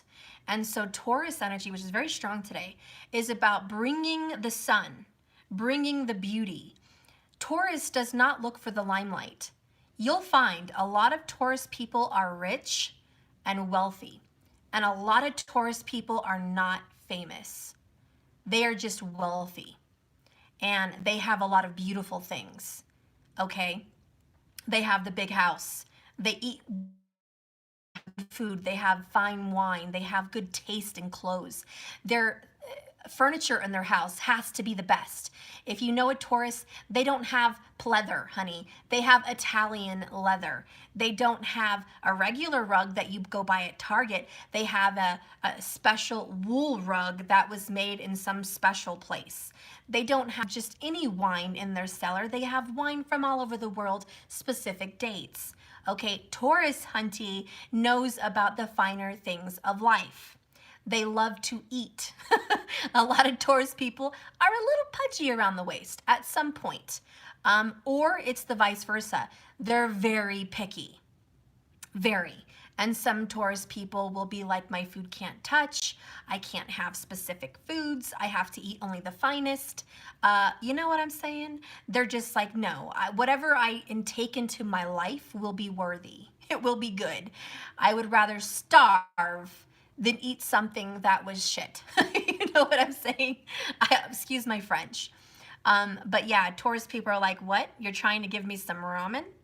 No, no, no, no, no. I will eat ramen in China, okay? But I don't eat ramen here, you know? It has to be a really good restaurant. They're just not gonna have an instant bowl of ramen, okay? They're going to go out to eat and have ramen. Anyways, that's Taurus. They're either going to make it right themselves or they're gonna have somebody do it for them, but they're not going to have crap. So anyways, Taurus brings the sun. Taurus people make excellent managers of famous people. A lot of Taurus people will be a manager for the next basketball star, for the next movie star, for the next singer. Those Taurus people find talent. You see a lot of talent scouts as Taurus people. You see a lot of, you know, I don't know where to go from there, producers. They're not necessarily in the limelight, you know, in the movies, but they're the magic behind the movies, okay? That is Taurus energy. And I guess what I'm bringing up all of this with the Emperor, who I feel is very Taurus today, but he's also Aries. But he brings in the sun. He brings in the light. And I think the mask you are hiding is you know beauty. You know quality. You know good people. You know. So don't hide behind you don't know. Don't hide behind, well, I always make bad decisions. Oh, bullshit. No, you make bad decisions because you hide behind a mask. You make bad decisions because you thought you weren't good enough when actually you are. You make shitty decisions for people that aren't worthy of you, honey. A lot of you have chosen POSs that are not good for you. And don't tell me that you didn't know better, because you do. The Emperor's here. You're hiding behind the fact that you're an emperor. Male or female, makes no difference. You have the wisdom. You have the charisma. You have the options. You got it going on heavily. but you're hiding behind this mask of altruism. I have to be giving and loving to the needy, which are these needy people that take advantage of you. I have to sacrifice myself and my wants and my needs and my desires because I married someone 40 years ago that we do not sleep together, we don't kiss each other, we hate each other, we despise each other, but I'm gonna go ahead and stay because I made a commitment. Now, as much as I love that and honor that strength of commitment, how sad to lose yourself. How sad to not paint, to not sing, to not travel, to not find joy in this only life you're given in this body. How sad that you just threw yourself under the bus, under the mask and guise of commitment, as if you had nothing else going for you, no other interest. That's why people stay in karmic relationships for however long. It's sad. It's an act of sacrifice. That can be good on some levels, but it's not necessarily good on wasting your life kind of level. Okay? All right. So let's not hide behind you're not good enough, because clearly you're damn good looking. You're sexy as hell. There is more than one person checking that ass out. Yes, your ass. You heard me. And I don't care if you're a man or a woman. Yes, your ass. They're checking it out. They saw it. Yep, they saw it at the grocery store, the bank, or your car, or wherever you went. Maybe you went to go get coffee, but there's somebody out there that's looking, all right? They're looking, okay? You listen. They noticed you, and maybe it wasn't just your ass. Maybe it was your smile. Maybe it was your charisma. Maybe it was your sexiness as you stepped in the door like you owned the place. But you can do that. The Emperor, ooh, I got goosebumps. The Emperor plays no games. None. He's all about business, baby. You are a strong, business-minded leader. You have what it takes to be an entrepreneur and run and own your own business. Do you know how many people I talk to say, Steph, there's not enough money in the world? We have enough business owners in this world. We have enough photographers in this world. We have enough real estate agents in this world. We have enough tarot card readers in this world. We have enough blah, blah, blah. I'm done. You know what is amazing about this universe is how much it expands. The expansion, the growth. Do you know, this is a fact, and a lot of people say there's not enough food, not enough space for the people in this world. You need to get a better vision of this world. Do you know that if you put every single person on the planet, every human being, standing up side by side, just grouped together, billions of people, if you put every single person on our globe in one place, it would only fill the state of Florida in America. I mean, I don't know about everybody else's countries, but for my country, it's Florida, okay? So if you can put the entire planet of human civilization on one plot of land, it would only fill the state of Florida. That is a scientific fact. That's what I've heard. That's what I've read. If I'm wrong, tell me I'm wrong. But I've read it. I've looked it up. I've heard it. It's out there. That kind of information is out there. They were talking about that in global warming meetings. They were talking about that in government meetings. It's out there. But see, we believe under a mask that there's not enough. There's not enough space in the world for everybody. That is just growing. You think about countries like China, overpopulated. That's because they all go to one city and overpopulate that one city. Maybe they're not allowed to expand. I don't know. But they've got a lot of beautiful forest and it's gorgeous out there. Or New York, it's so crowded, like there's no room for parking or anything, but they're all crowded into one tiny little city. It's tiny. It's the Big Apple. It feels big because there's so many people, but it's kind of small on the globe. So, my point is, you think there's not enough. There's plenty. You have to broaden your horizon and see things differently. You have options, but you may only be choosing one because you don't want to see your other options. You are dedicated, and I admire that about you. I love that you are so dedicated to your person. I love that about you. I love your dedicated commitment. You are badass at commitment, which is another Taurus trait, by the way, commitment. Taurus people are extremely committed. When they say something, they mean it. My word is my bond. That's a Taurus. And they're bullheaded because they don't budge. Well, I love you for that. And you were created to be a badass little bullheaded bull. So you're cute. I see you. I see you. Okay. All right. Okay. But let's try to take that mask off and look around at the other options that may actually make you more happy. And can I share a secret with you? Please. This is a little secret that I hate sharing because it's my good secret, but I'm going to share it with you.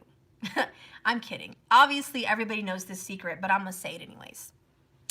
Whenever you move on and you find somebody else or something else to make you happy, you are shining so bright. Woo! You are the sun. Everybody wants a piece of that. Everybody wants to have a little drop of that sunlight, honey. Everybody.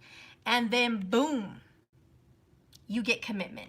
You get someone that's like, baby, I want you, you're mine. Which Emperor is very possessive. Another Taurus trait. Damn, Taurus traits are strong today. Possessiveness. You mine. They want to keep you and hold you and have you and love you and squeeze you, and you will be mine. You will be mine and you will be my squishy, and I will call you my squishy, and you will be mine. Okay, so you will have somebody that wants to grab that ass up and squeeze it and have it and keep it forever, because you are loving you and making choices and decisions that are good for you. Because whenever, this is the secret, whenever you make choices that are good for you and nobody else, not mom, not dad, not kids, not lover, not brother, but you, when you start making choices for you and you are selfish in some sense, all of a sudden, like magic, you look amazing. It changes you and you become the desired one. Now, I also want to talk about magic because I love magic, but there are magic spells and there are magic tricks that can make you look more attractive. So if you're seeking something like that to make you look and appear more appealing, if that would make you feel good about yourself, there are things out there, simple things. A glass of water. If you wrote on your glass of water how attractive you want to be, how beautiful you want to be, how nice you want your teeth to be, how fit you want to be, if you write that on the water and you hold the water and you put your intention in that glass of water and you write those things on it with like a dry erase marker, okay? And you speak that into the water and you drink it, you feel it, and like magic, it changes you. Do you know magic is really just the law of intention? Yeah. And you can use the earth to assist you because it holds power. But the real magic and the real powerful energies, which are mostly known as witches, but the most powerful of witches, they don't need stuff to make magic because they know the power of words, the power of thoughts and intention and belief. If you have belief in all of that, you're already doing magic. A lot of you speak it onto your life. That's magic. Okay? You speak things. Okay? This is all magic. But you can use the elements to help you, and there's nothing wrong with that. I love working with the elements. I do it because it's passionate. I love working, I think they're beautiful. On my desk, I love to have fire, water, earth, and some kind of air with feathers or something that symbolizes air to me. Just clean, you know, sometimes just a clean, basic desk with not a lot on there feels very airy to me. You know, that's why a lot of air sign people, you'll tend to notice they have a sterile environment. They have a very plain, clean counter. Maybe it's all white, maybe it's stainless steel, maybe it's butcher block. Most likely not. A lot of air signs don't like butcher block. They like stainless steel or white or gray. They tend to go for those clean, hospital kind of looking colors. They love to have very modern, you know, interiors. They like to have the modern look. They don't like clutter. So air signs, you know, if you want to bring in the element of air, make sure it's very clean and clear and crisp. Okay? Even blues are beautiful for air people, and white and blues and grays. So anyways, that's definitely, anyways, I'm going on and on. Where was I going with this? Help me out. Anyways, you're badass. You look amazing. I want you to know that you do have options. Quit acting like you don't. That's baloney. Baloney, baloney, phony baloney. You know it. I know it. The cards know it. Don't come here and say you don't got it. Nope. I bet every single one of my listeners got it. You got it going on.com. Period. I'm going to get an outcome. I know this is like the longest reading on earth, and I'm so sorry. Okay? I'm sorry. All right. It wants to turn this way. I don't know what it is, but this, oh, hippie, I'm gonna spank you. No, I actually don't. You better take that mask off. Don't make me go over there. You just better take that mask off. Do you hear me? Take it off. Nope, I don't want to hear nothing else. Take it off. If Danny DeVito's got it, you got it. That's enough said. All right, we're gonna get the outcome here. The Architect in reverse. The Ace of Keys. One of keys, the keys to the universe. Why is it in reverse? Okay, this is your lesson. This is a lesson. This is an outcome, but it's more than that. It's a lesson for an outcome. Whatever lesson we're about to learn from this card, it's going to help you with an outcome. Or it's going to show you that that person is learning this lesson for their better outcome. But let's read it. Whether this card is upright or reversed, look at the adjacent card to which the Architect points.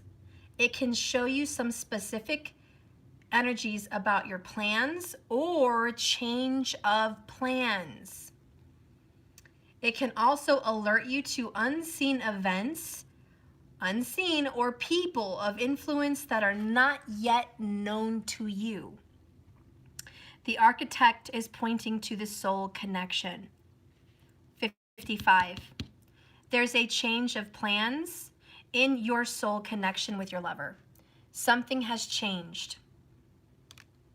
Okay? And the 55 does talk about change.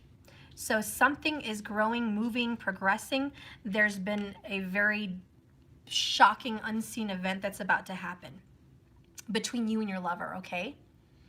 It says plans have changed or perhaps even fallen through. A lot of us, raise your hand, yep, we feel like plans have changed, or maybe they fell apart altogether, okay? There may be some things out of your control right now. They seem out of control. It could also be that maybe you've lost belief in your own talent and authority. Emperor energy, because you have the authority on your life. It's not the universe's job to baby you, coddle you, put a pacifier in your mouth, and orchestrate everything that happens in your life. You are the universe which is inside of you. You create your environment. Yes, shit happens to us. That is not our choice. Those are called experiences and lessons. It's how we react that changes that energy into something else. That's really part of being alchemical. It's not just about the environment and the elements. It's about your position in life. Some shit happens and it hurts, but you can do something about it. It doesn't have to stay in that energy. You can change that energy. It also says, even if a particularly large task lies right before you, don't just give up. It's time to awaken your power and work the plan. If the plan is in a state of collapse. And what is this plan? It's pointing towards two bodies, one soul. So I guess we're talking about a love relationship here, a twin flame. If your twin flame energy has completely collapsed, your relationship is in the shitter. Your plans did not work out. Your destiny is falling apart. This person is not working with you. There is something, and it's just your plans are falling apart and you want to give up. That's what it says. It says, don't just give up. It's time to wake up. What? Your power. Okay, just before I finish reading, I'm about to freak out. Masks, what are you hiding? Boom. The Emperor. And the clock is chiming, if you guys can hear that. It's time. It is time. You are in power. You are the authority in your life. Anyways, if the plan is in a state of collapse, start a new plan, a new one. Or at least consider some action that you can take to start to reclaim your power and start anew. I hope you heard me. I hope you heard me. If you feel defeated, bullshit. I call bullshit, yes, excuse my French. The Emperor says, excuse me? You may thought you have won, but you haven't met the power inside of me. Do you see that globe and that Ankh? He holds the power of the universe. He is an authority. He is in charge. I will not let this get the best of me. Now, I want to be very careful how I touch on this because some people get too obsessed about a relationship and they're relentless and they keep beating a dead horse and you keep chasing someone that doesn't want to be chased. Now, the best advice, and I'm very stubborn, I know all about being stubborn as hell and beating down a dead horse. Believe me, I do. Somehow I think that I'm going to have the energy to raise the dead. You know, I can raise the dead. Shit, you give me the tools, baby. I'm gonna raise the dead. Well, the Emperor can raise the dead. That's why he has the Ankh. So there are some stubborn mofos out there that think they can raise the dead and change someone. But the key and the power to actually changing the dynamic starts with you. And I know it's cliche. I know it's very cliche. But yeah, it starts in you. This change is inside. It starts with deep healing. You're no longer broken. It's revealing your true hidden talents. You are extremely gifted. You are magical. I know. Queen of Wands is here. She is the head witch. She is magical. Do you know the only person that can pull the Emperor away from his Empress is the Queen of Wands? And I got goosebumps. I know. And the Empress represents the divine feminine. And she's beautiful and she's magical and she's earthy and she's gifted and she's everything. But the only other woman is the Queen of Wands that can grab the attention of the Emperor. Why? Because she is witty, smart, talented, sexy. She has that persona. That's why a lot of people view her as the other woman in tarot. Like, oh, there's the other woman. Yeah, well, she's got it like that, guys. She's got what it takes to allure. And she also has magical abilities to pull people towards her. So she's very magnetizing and she's very powerful. So you actually have that gift. You were born with that. A lot of you may be the other person or the other woman. Sometimes that's your fate, and I'm sorry. But you got it like that. And whatever you have, work with it. These are your tools. If you're given, and there's a lot of chef shows, like, hey, here's what I'm going to give you. Cook something out of it. I gave you some gummy bears, some peanut butter, and mayonnaise. Yuck. You know, and somehow the chef makes some badass concoction.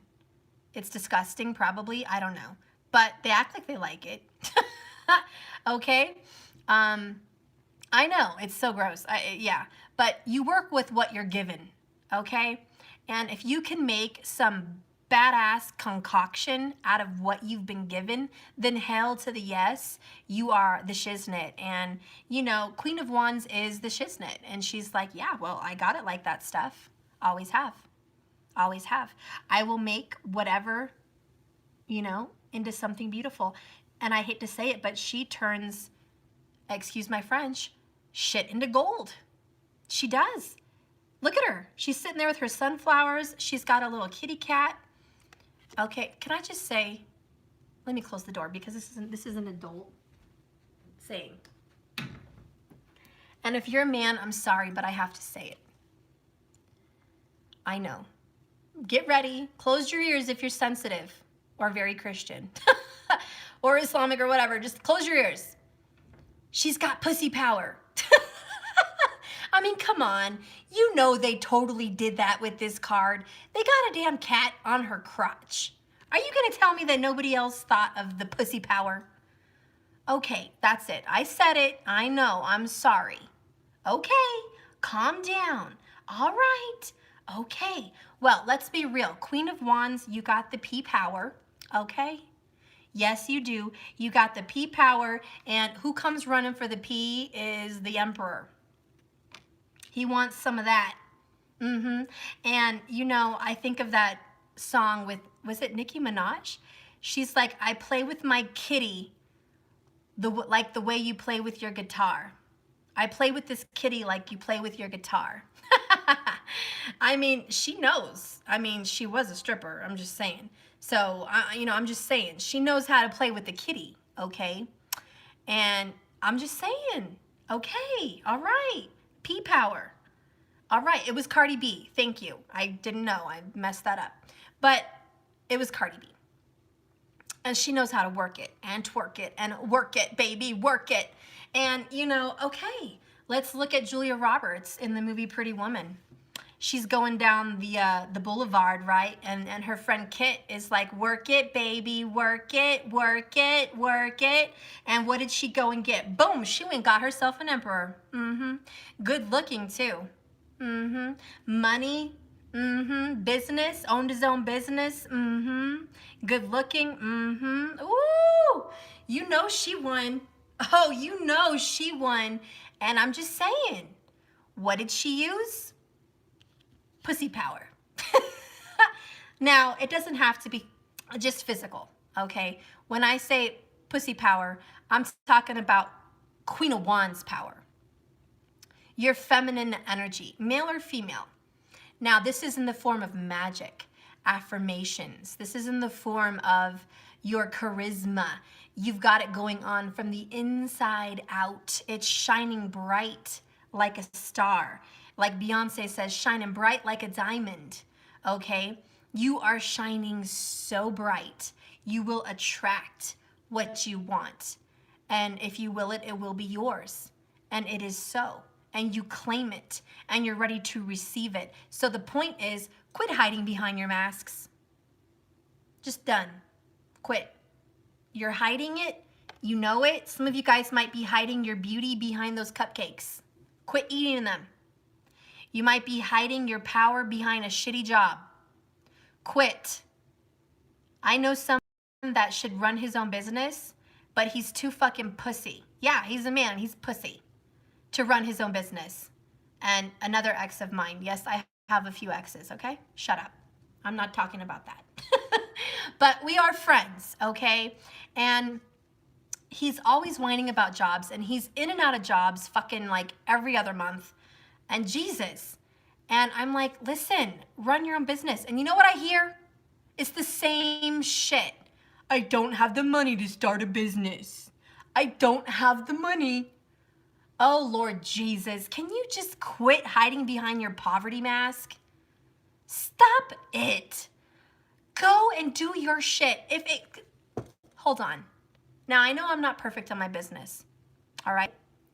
I am almost 37 years old.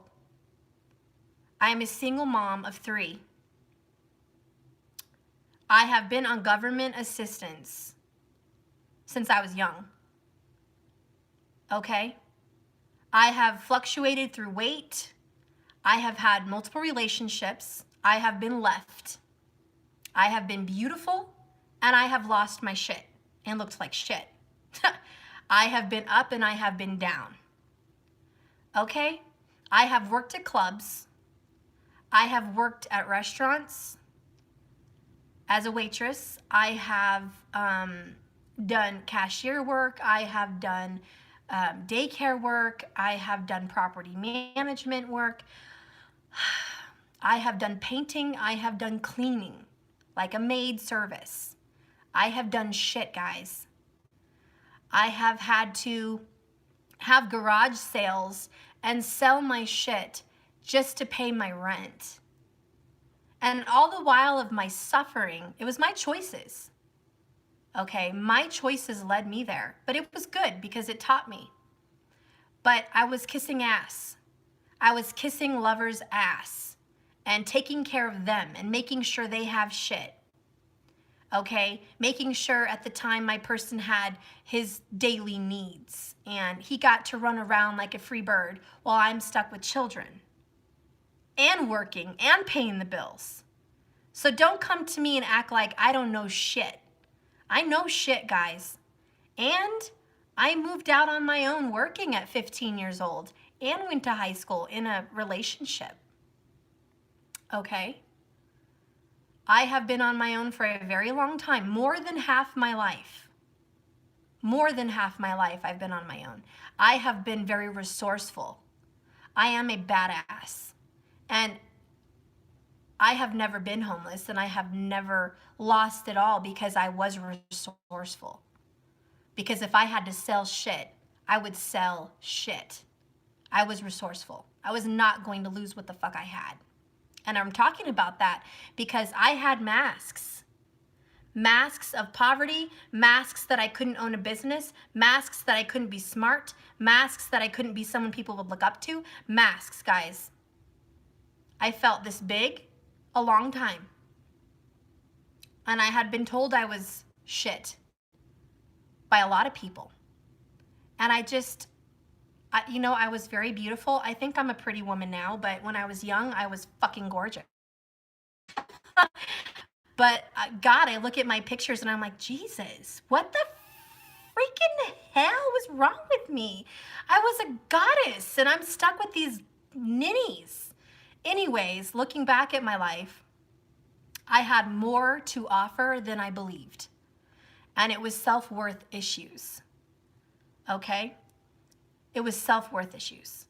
And to think about the shit that I had to deal with and how I had to suffer, I was a goddess. Like I said, I was damn good looking. I hate to brag, but I really fucking was. And I had options to marry rich people and live a peaceful life where I had, Mercedes, a nice house on the hill, and the big old ring and all that shit. I could have had it. I had relationships I turned down that wanted to take me on cruises, take me to Greece, to Italy.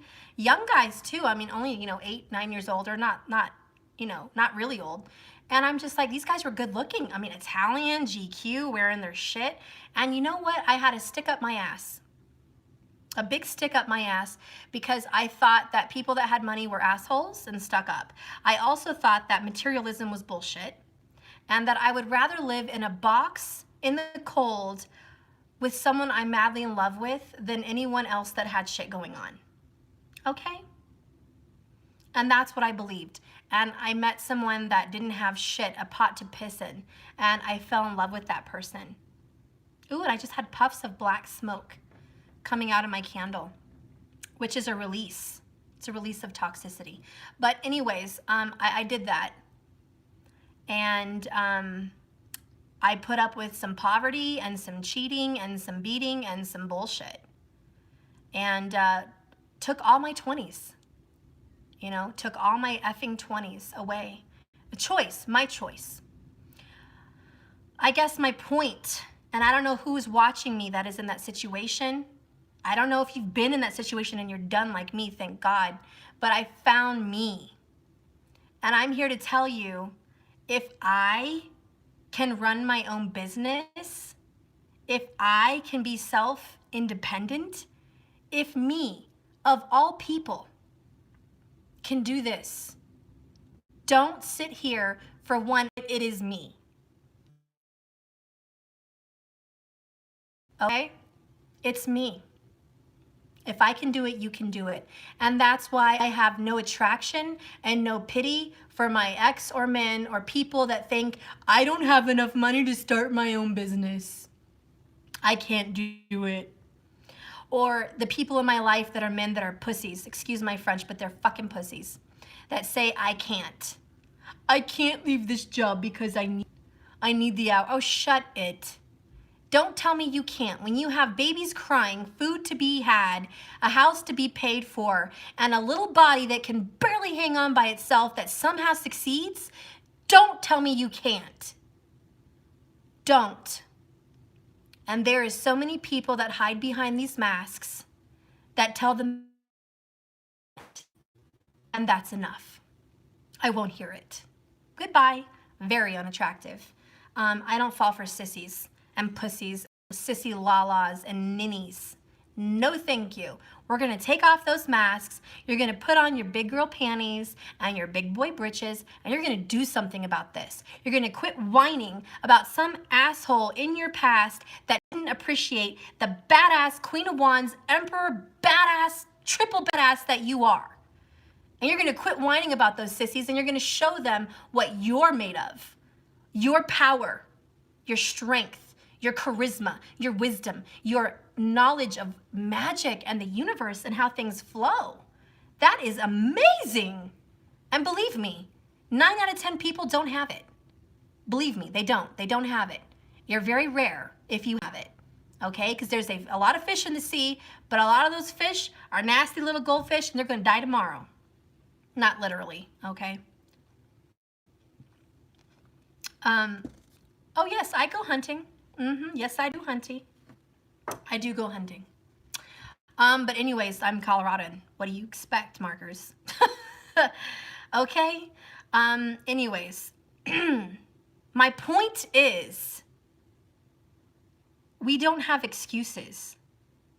And the masks that we hide from are just excuses. If someone does not appreciate your greatness, take off the mask that you're not worthy. Take off the mask that that's only what you deserve. Take off the mask that that's all you should get. Okay, and I'm speaking to the women out there that are the side piece. I'm speaking to the women out there that are only good enough to be the secret. I'm speaking to the men out there that have a lot to offer a woman, okay, and no one appreciates you. To the men out there that work and put money, they're just throwing money towards these women. You want a car, have it. You want a phone, have it. You want a house, have it. Don't act like I don't know, honey. I know. I had plenty of friends, and I didn't take advantage of people like that. I never did. I believed in love over everything. If I wanted money, I would have had it at that time. But believe me, I saw lots of men married and whatever, buying cars, apartments, nails, hair extensions, food, clothing, interior stuff for women, and they took advantage of you. They did that shit on purpose because they know they could. And when they realized that you were a payday, hey, you know, and believe me, they used the P power. And if you are a man in that situation, quit letting the pussy operate your bank account unless you want to be taken. Because you're gonna end up penniless and pussyless. Because when your well dries up, so does that. And they don't wanna give you anything else but a little bit of that when they feel they need something from you. And are you worth more than that? Yes, you are. Now, are you worth more than a phone call when your person calls you out of the blue every 3 months to get some, you know, sexual energy? And get something from you like money or a favor? Is that all? Come on now. No, and these are the masks that we wear. We're hiding our power, okay? And I hope no one is in that situation. Okay, and men on men, women and women, same thing. Same thing. A lot of women relationships get taken advantage of. Women, like lesbian relationships, another woman could take advantage of you for your credit and for your money and a house and a car and other things. And then when they get all that from you, they dump you. They go out with some guy. Yeah, it happens a lot. And men will take advantage of you for your body. And there's a lot of good gay men out there that have a beautiful heart and they want a home and a family. And they meet some good-looking asshole that takes advantage of you and gives you these false hopes and dreams and, you know, takes advantage of you, and you're left with nothing and you feel like shit. Okay? Don't do that to yourself. You have the power. You are the light worker. And let me tell you, darkness is attracted to the light. And when you have this light inside of you and you have this beautiful energy, so much toxicity wants to come for you. These are the testings, okay? And so remember your worth. Remember your value. You have options, so quit hiding your mask. I think we're pretty much done with that. I'll do the triple thingy like I said, and I'll end the reading. I'm sorry, it was blah, blah, blah, blah. But my candle keeps releasing black. There's definitely some toxicity being released. And I do feel that there is someone out there. There it goes again. I hope you guys can see it. Little puffs of black smoke when you do candle magic. It talks about hexes or toxic dark energy being released from you. It talks about black, dark, toxic energy that's been overpowering you being released from you. And so when you do candle magic, you should always watch how the flame works and what kind of puffs of smoke happen. White puffs of smoke is that you are being protected. There's angelic realms around you. When you see black puffs of smoke, there's definitely a concern that there's been darkness or the evil eye towards you.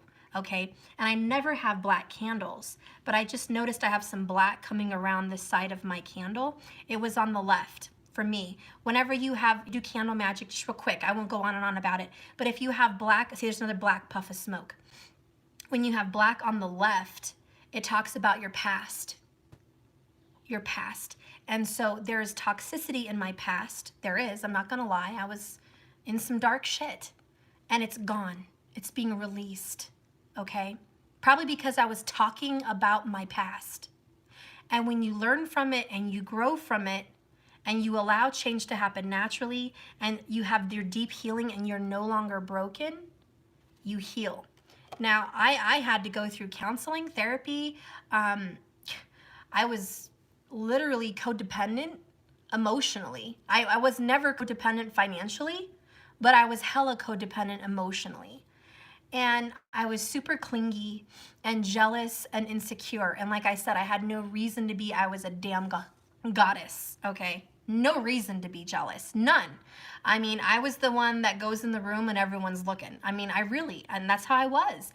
I had no reason to be jealous. I owned the room, guys. Maybe I still can in my age. I don't know. I don't know what the future holds for me. But I used to just walk in that beat and own it. I am the girl that will go into the club with a black turtleneck kind of dress and boots, not be showing much skin at all, but owning that shit because I had amazing hair, I got the eyes, the smile, the charisma. I owned that shit and I could walk into the club by myself, super confident. And everyone's looking. So you tell me, why would someone like me be freaking insecure and jealous? Because something was wrong with me. I was hiding behind a mask. A mask that I wasn't enough. I wasn't worthy enough, and a lot of it was subconscious. It's all subconscious. Because I consciously didn't go into life thinking I was less than. I knew I had it, but my subconscious was wounded. So keep in mind, sometimes when you think you're fine and you got this, there's something going on in your subconscious that you're not fully aware of. And that's why meditative practices will help heal you and help grow you, okay? So let's go ahead and do what your power is. And like I said, if you guys, look at another black puff of smoke. Look at that. All right, I'm gonna keep it right there. You guys can see it yourself. Okay. What is your power? And like I said, if I can own a business, you can own a business. And I want you to know that every bit of your support to my channel means a lot to me. Every time someone orders a card set, or it means a lot to me. You guys may think they're super expensive, but for someone that's out there by themselves, creating things by themselves with no support, you got to pay people. You got to pay a company to print. You got to pay for shipping. You got to pay the people that help you create it. You ain't just doing it all on your own and overcharging people. Okay, you have shit you have to pay. And if you want to make anything, you got to charge whatever you got to charge, and that's what I'm doing. So don't hate. Please understand that my cards are a little pricey compared to what's out there, but it's what I need to support this channel and what I need to support my family, okay? So please, if you can, go ahead and support there, and I'm always over giving. So if you guys want a reading with your purchase of your deck, I will do so, even though I'm giving away 60% of that deck value is gone. 60% of that 155 is already gone the minute you pay, because it goes to PayPal percentages, it goes to the photographer, my brother, and it goes to shipping and the creation of the deck. 60% is already gone. So just so you know, I'm not making a whole lot. Plus, when I give you a reading, it's my time. Normally I'll charge, 50 to 80 bucks for a small reading, and that's gone. So really I'm not making much on the card at all. But I am willing to give that to you because I feel like you deserve it. And Pisces moon that I am, I'm okay giving and exerting myself. I'm okay giving my energy away in readings. That's my purpose, and I'm okay to do that. So don't feel bad. I'm happy to give energy away. When I do readings, it does take energy. Now, as you guys know, a lot of card readers typically only pull, 3 cards per person and read that for you, and that's it. Steph doesn't do that. Steph is pulling freaking 15, 20 cards, I'm pulling all kinds of shit for my readings. So know that it's worth it, okay? Hi. I put on my pants and when you change me and when you change me and when you're done, you also need to squeeze my poop in the potty. Okay. And flush it. Okay, thank you. Thank you for telling me. I love you. Let me check on him real quick, guys. Phil. Phil? Okay, come here. We're trying to potty train here, and obviously we had a little situation because I'm taking too long on these cards. Mommy. Come here. You want me to wait? I need to go downstairs to change and throw it in the potty. No, this one is the one. Oh. Yeah, this one is the one. I can't do it. Yes, you can. Come here, sweetie. Come here. Sorry, guys. 1 minute, please. I know Mama Duty's call. I've been long as it is, so I'm happy he's been as patient and loving as he is with this whole thing. It's okay. Mom, Yeah? you can't put me in the potty. Are you done? Or do you want to do more? No. Are you done then? Mhm. Okay, so then we'll just wipe you and you flush it. Go ahead and flush it. Okay. Good boy. That's okay. Next time you need to tell Mama and I'll put you on the potty. Okay? Yeah. I'm sorry, guys. 1 minute, please. Some people say, oh, too many interruptions. Have you ever heard of a pause button? Correct. So to the people that say, do you have a pause button? No, I actually don't. It's alive. Unless I want to hang up with you guys right now and restart the reading, which is a pain in the butt, take a moment, take a breather, smoke, get a drink, get some tea, use the bathroom. Clearly, I've been talking for a long time. You guys probably need a break too, especially if you guys have been watching this whole time. So we can all use a little moment. So relax. I'm literally almost done. Okay. Yeah, I do get comments like that, guys. I can't watch you because there's too many interruptions. I can't watch you because you have super long videos. And have you ever heard of a pause button? And then I get the dislikes, so it happens, guys. Okay. See, that wasn't so long, was it? Look, I got back. It was 1:55 and 15 seconds when I came back. Boom, 5s change. Okay. All right, so we're going to do a 3 pick a card pile. This is going to talk to you about your powers. What kind of power do you have? Okay, so I'm going to leave it up to you. You pick. Oops. Okay. I guess there's 2 of these per one. Okay, pile number 1. There you go. Now we're going to work on pile number 2. What kind of power do you have? Oh, I like it. I keep getting 2s. I love it. Okay, one more pile. Actually, the phone died. Oh, bring it over here for the charger. Okay.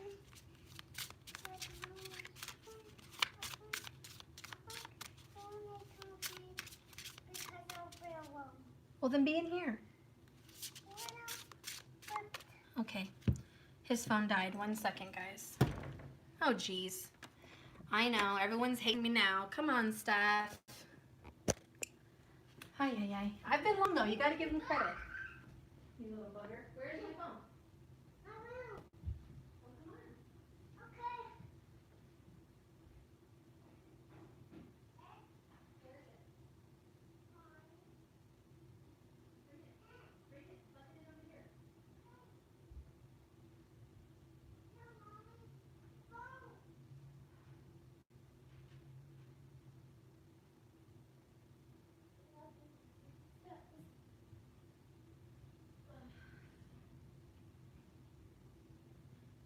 Okay. Sorry. All right, pile number 3.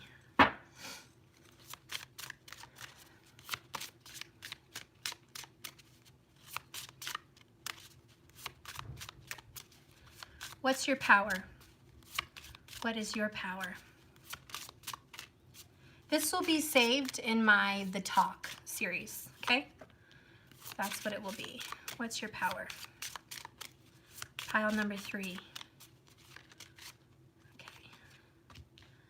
All right.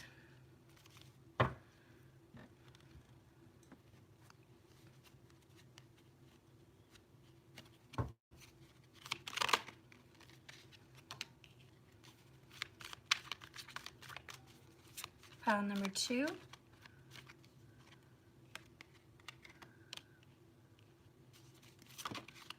Oop. Sneak peek, you guys saw that, no cheating. Okay. In fact, I'll give you guys 2 just so there's no cheating. No cheating at all.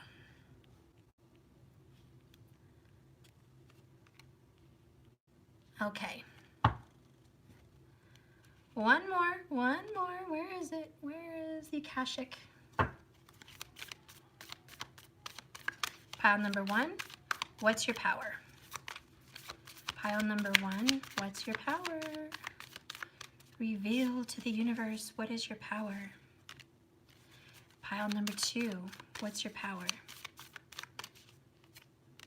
Pile number 3, what's your power? Oof. Pile number 3, what's your power? Okay. Actually, I feel like this has to be this way. Okay, so you guys see it. I want you to pick your piles. All right. Let's fix that there. Okay. So you little chillins, pick your piles. I'm going to start with number 1, naturally. Duh. I'll give you a moment. There's another black puff of smoke. Wow, I never have black on my candles. This is crazy. Somebody must have the evil eye for me. Somebody.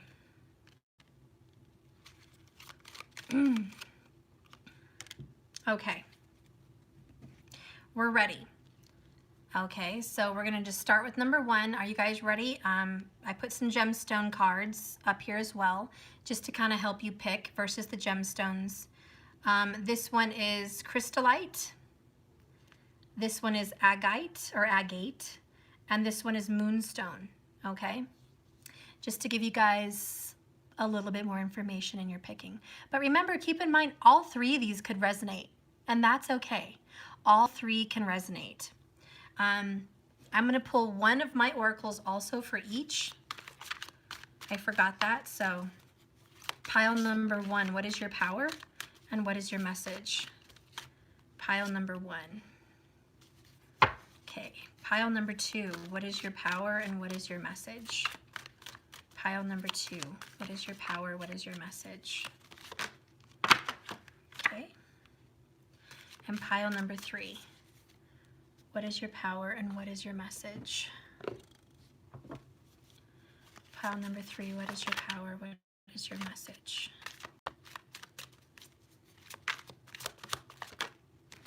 Okay. All right. Bottom of the deck for everybody. Yes, transformation, let it happen. Okay, the water's going to turn to ice in the winter and it's going to thaw out in the spring. It is transformation, one element to another. Let it happen naturally. Okay, we're all about letting go and transforming. And this is, yeah, if you guys are interested in my deck, all these pictures are based out of where I live. So Colorado, you guys can see how beautiful this is here. And so every single one of these photography pictures are Colorado photography by my brother, but there's also some Ireland and like Florida pictures in here. A few places my brother went. Okay, so we're gonna start with pile number 1. Oh, wow. So the first oracle card out for you is achievement. All that effort finally paid off. And look at that gorgeous card. Don't tell me that is not a gorgeous scenery. What a scenic view. All of your hard work is paying off. Achievement. You're achieving some new level of success. Okay? Some brand new level of success. The crystallite is the power animal.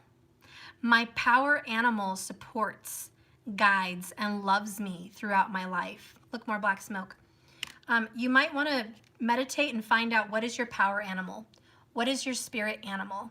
Okay, because it's going to help guide you. Maybe meditating with some crystallite may help you find the power of your power animal. Okay, so there's some guidance there. We also have attraction, and it's parsley. And so you are very attractive. You may be achieving a new level of attraction. Whoever's in pile number 1, you've been working on your body, okay? Or you've been working on your inner self, but you've been working on it and you're achieving your attraction level now. All that hard work pays off. You are turning into the person you want to be. Number 4, stability, certain kinds of energy. It's a certainty. And then you got activation, the number 3. Wow, look at that, the 3 and the 4, back to back. You're on the right track. You are activating a new attraction. Now, I'm gonna be real. Whoever picked pile number 1, you're looking really, really good. There's some kind of transformation about the way you look. I am doing exterior because I feel like exteriorly, your looks are changing. You're more attractive, whether it's your pheromones, whether it's your body shape, whether it's your hair and your looks and your teeth and your skin or your eyesight, whatever it is, you're changing the way you look. You've been working really, really hard. There is a specific person out there who maybe has been loving parsley or flavoring their food with parsley. I also feel mint, like in water. If you've been having a lot of mint or herbs in your water, I don't know, I feel like you are changing exteriorly. And I really do think that you're gonna attain a very high level of success in about 3 to 4 weeks is what I'm hearing with the way you look. So you're going to you're gonna change. So in 3 to 4 weeks, look in the mirror, you're different. Maybe you have a different style of clothing. Okay, maybe it's not your body, maybe it's your clothing. You're gonna change your style. You're gonna look much more attractive, okay?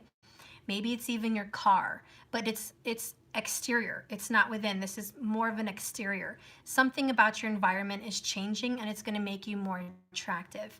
Whether you have a new house, a new car, a new body, a new wardrobe, or a new hairstyle, or a new whatever, okay? You're looking much better. Period. And I think your power is your attractiveness. You're going to own it. This is very Queen of Wands. You are going to walk into whatever room, whatever person, whatever relationship, and you're going to own that situation because you're super hot right now. The next card you have is, yep, I told you. Wow, Queen of Wands. Didn't I just say very Queen of Wands? And then boom, Queen of Wands. So upgrade. That's right. Leo energy right here, honey. You are definitely becoming your Queen of Wands sexy self. So whoever picked pile number 1, you're very much the Queen of Wands in the reading today. You are owning it. The card that supports you is Temperance, more fire energy, very fire signs. So Leo, Sagittarius, why not Aries? You're here in pile number 1 and you are lit. You are balancing out your life. You're eating healthier. I think you're going to get a very nice balanced weight. You have a nice balanced bank account. You have a very, I think some of you might be balancing your tires on your car, getting an oil change and balancing your tires. You may be being very symmetric in your home with Temperance. That means, like, you know, pictures have to be just so symmetrically. A lot of Libra energy here too. So everything has to be symmetric and even. You're evening things out. You're balancing things. Everything's looking clean, crisp. I do see a lot of decluttering and boxes. Maybe you're giving things away to charity. But I do feel this cleaning out, cleaning of the body, mind, and soul. Your body's really showing it. Your home is really showing it. Your exterior is really, really showing it. Anyways, you're just super balanced. And so the next card is 7 of Keys, the Ascent, Capricorn energy. So you have ascended you took your toxic ass energy and moved to a high level of success. You are climbing the mountain, baby, climbing that mountain. This is that strong Capricorn mountain goat energy. You are determined, hunty. And it has been a very long climb. A lot of you, it's been so hard to get where you are. A lot of you are just starting to own your own home, or you're remodeling your home and you've been waiting to actually put paint on those walls and change those carpets or the flooring or do it yourself. You know, this is a lot of do-it-yourself energy here. I'm independent. I'm going to do it myself. This is hands-on. This is creative and energetic. It's taking you, like I said, a very long time to get to this point, mentally, physically. There's someone that is older that has been working on their body. And I think you look better today, or you will in the next 3 to 4 weeks, than you've looked in your 20s and 30s. There is someone older that looks much more attractive now than you ever did in your youth. And that's beautiful. There is also somebody here that has achieved some level of success with business. I feel like you're going to be owning your own business. And it's taking some time to grow, but you're here. And again, in 3 to 5 weeks for business, you're going to see a very big payoff financially. Okay, so that's looking amazing. And more than likely, most everybody who picked pile number 1, you're more attractive. Okay, you are more attractive now than ever. And so you just look really appealing. And I do see a Capricorn coming to you. You're attracting a Capricorn energy. You are a fire sign though. And you could be Libra. So either you're a fire sign or Libra heavily in your chart, or the 7th house, whatever. But you're attracting a Capricorn to come towards you. It could also be an Aquarius in Western astrology, but they're actually a Capricorn in Vedic. That could also be it. So maybe an Aquarius or Capricorn person. It could also just be an employer or boss that wants to give you an upgrade in position. A lot of you may be turning into your own, you know, like you're the lead management, you are the general manager, or you are in charge of many, many people. I just see you climbing that level of success. So you're looking very attractive. Let's go ahead and read some of this. The attraction says someone or something is going to hold. It's likely you will also find yourself the focus of somebody else's attention. There are other opportunities coming along soon. So don't be disguised or dissuaded, whatever, I can't read. Dissuaded, whatever. Okay, don't be thrown off track by setbacks, as a bigger picture is actually about to emerge. Something may end, but it will make a way for some needed change and better times ahead. Better luck has found you, and happiness is around, and there are indications of some sort of rebirth that is greatly empowered, hardier and more successful than before. Ooh, get this. Goosebumps. Romance is also suggested. Yep. Romance is also suggested. So again, this person is coming towards you. There is going to be romance and the exchanging of fluids, however you want to put it, honey. The exchanging of fluids. That will be in your future in 3 to 5 weeks, I do feel. By the way, the signs for that card is Virgo, Gemini, and it is an air and earth element.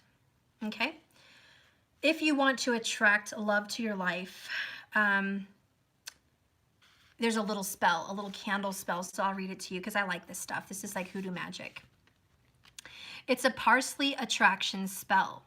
It was believed that sprinkling your food with herbs in a particular parsley way would protect the food from both physical and energetic contamination. This is where the practice of garnishing comes from. Sacred to the goddess Persephone, parsley was used in funeral rites by the ancient Greeks. This spell will increase your powers of attraction for any purpose, be it love, good fortune, happiness, or skills. Gather together one red candle. Usually the ones that stand straight up and down, guys, okay? But whatever, you can pick whatever candle. Tokens to symbolize your desire. You know, be it a heart for love, be it a golden token for money, you know, or something like that. Then get a beautiful plate, not just any plate, a pretty plate, something that is beautiful and aesthetically pleasing, okay?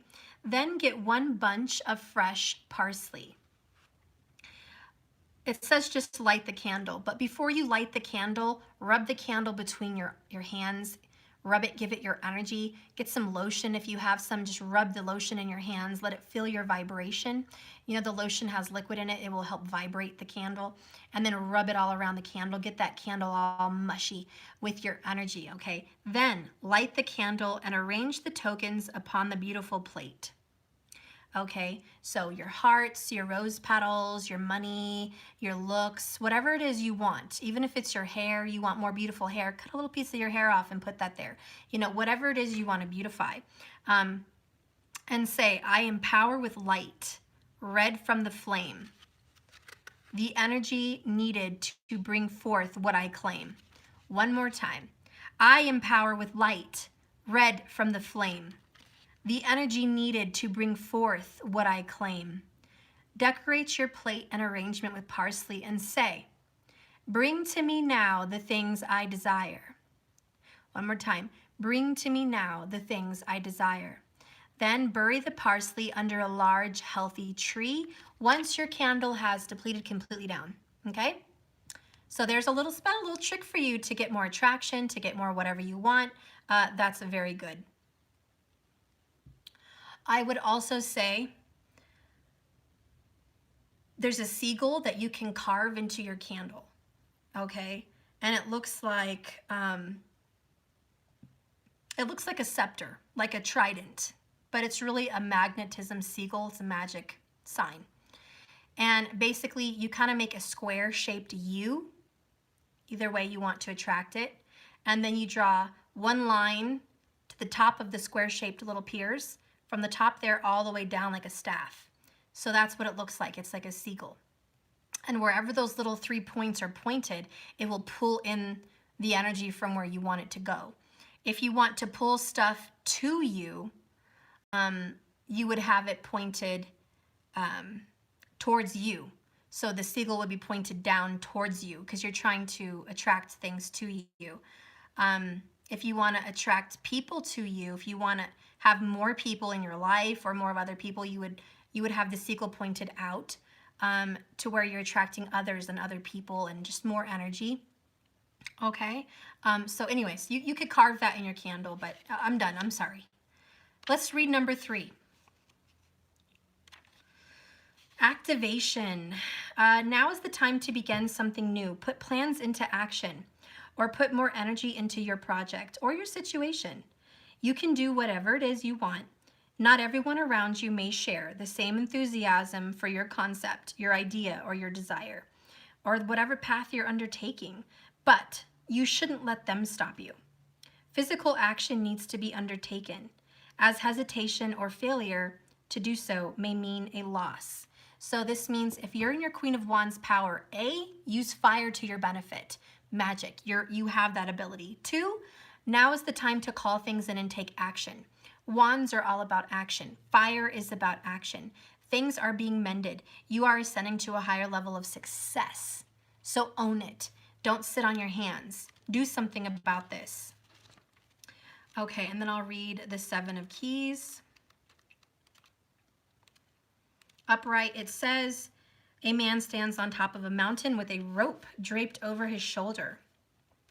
Metal stakes known as pitons remain in the step cliff face that he has climbed.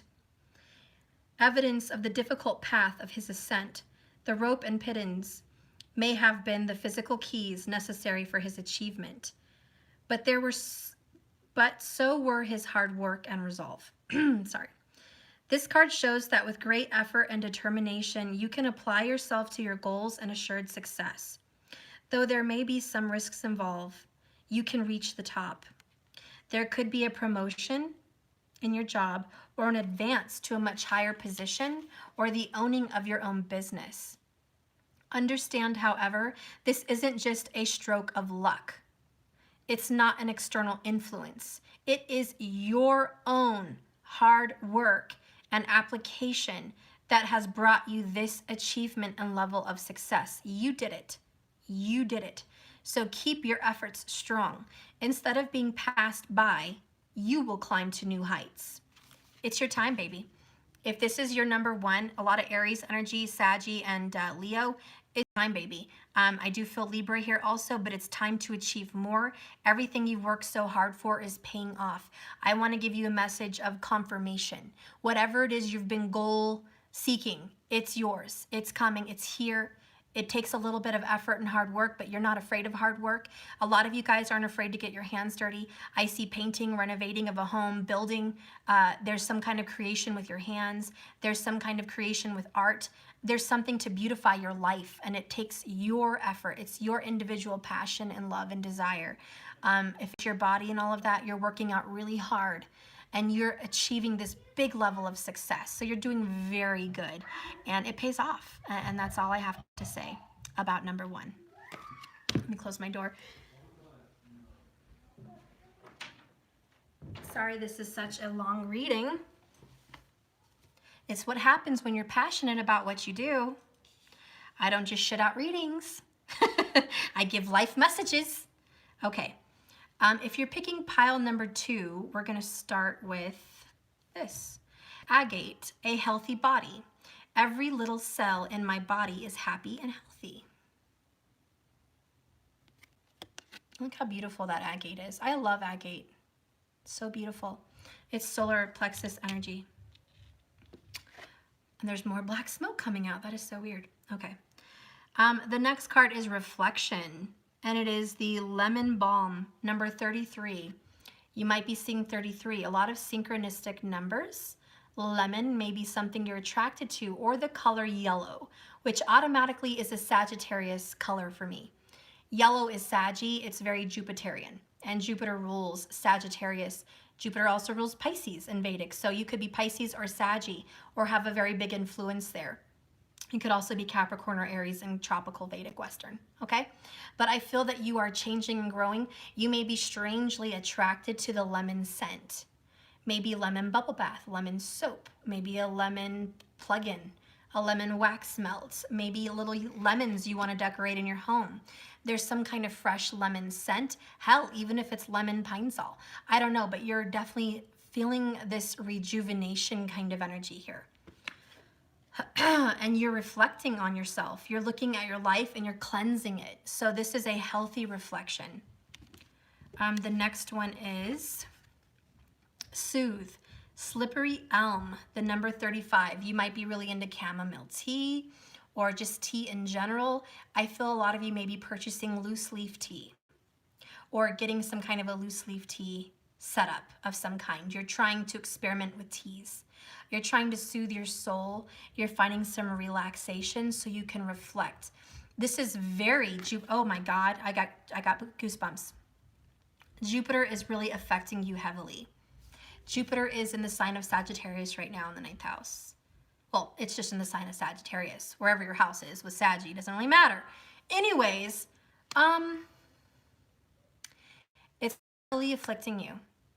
Wherever Jupiter is in your chart, I would look, and it's going to affect that specific area of your life for this reflection. If Jupiter's in your first house, you are reflecting on self, your beliefs, your values, your traditions, your desires, your body. You're reflecting on you. If Jupiter is in your second house, you're reflecting on your eating habits, your food, your intake. You're reflecting on your family life. You're reflecting on your upbringing, okay? Your past, your history of when you were young. If it's in the third house, you're reflecting on friends, communication style. You're reflecting on your speech, the way you communicate with people. Are you doing it right? Could you do it better? You're reflecting on how to change your communications. Maybe you're going to be purchasing a new cell phone, an iPad, or computer, but you're thinking about that, about communicating differently and better. Some people are looking into script, like writing with, old English style, getting old pens, writing letters, and maybe even getting a stamp seal with the wax. I don't know why I'm feeling that way, but some people are really thinking about doing that, okay? Because of tradition. I don't know, but you're reflecting on that. If it's in the fourth house, you're reflecting on how you run your home and your family. You're looking at your home. You're assessing it. You're trying to see if you need to, upgrade it, renew it, maybe move, change the way your home looks, change the way you operate your home, change the rules and things like that in your home. You're trying to change things. If you used to wear shoes in your house, maybe you're not anymore.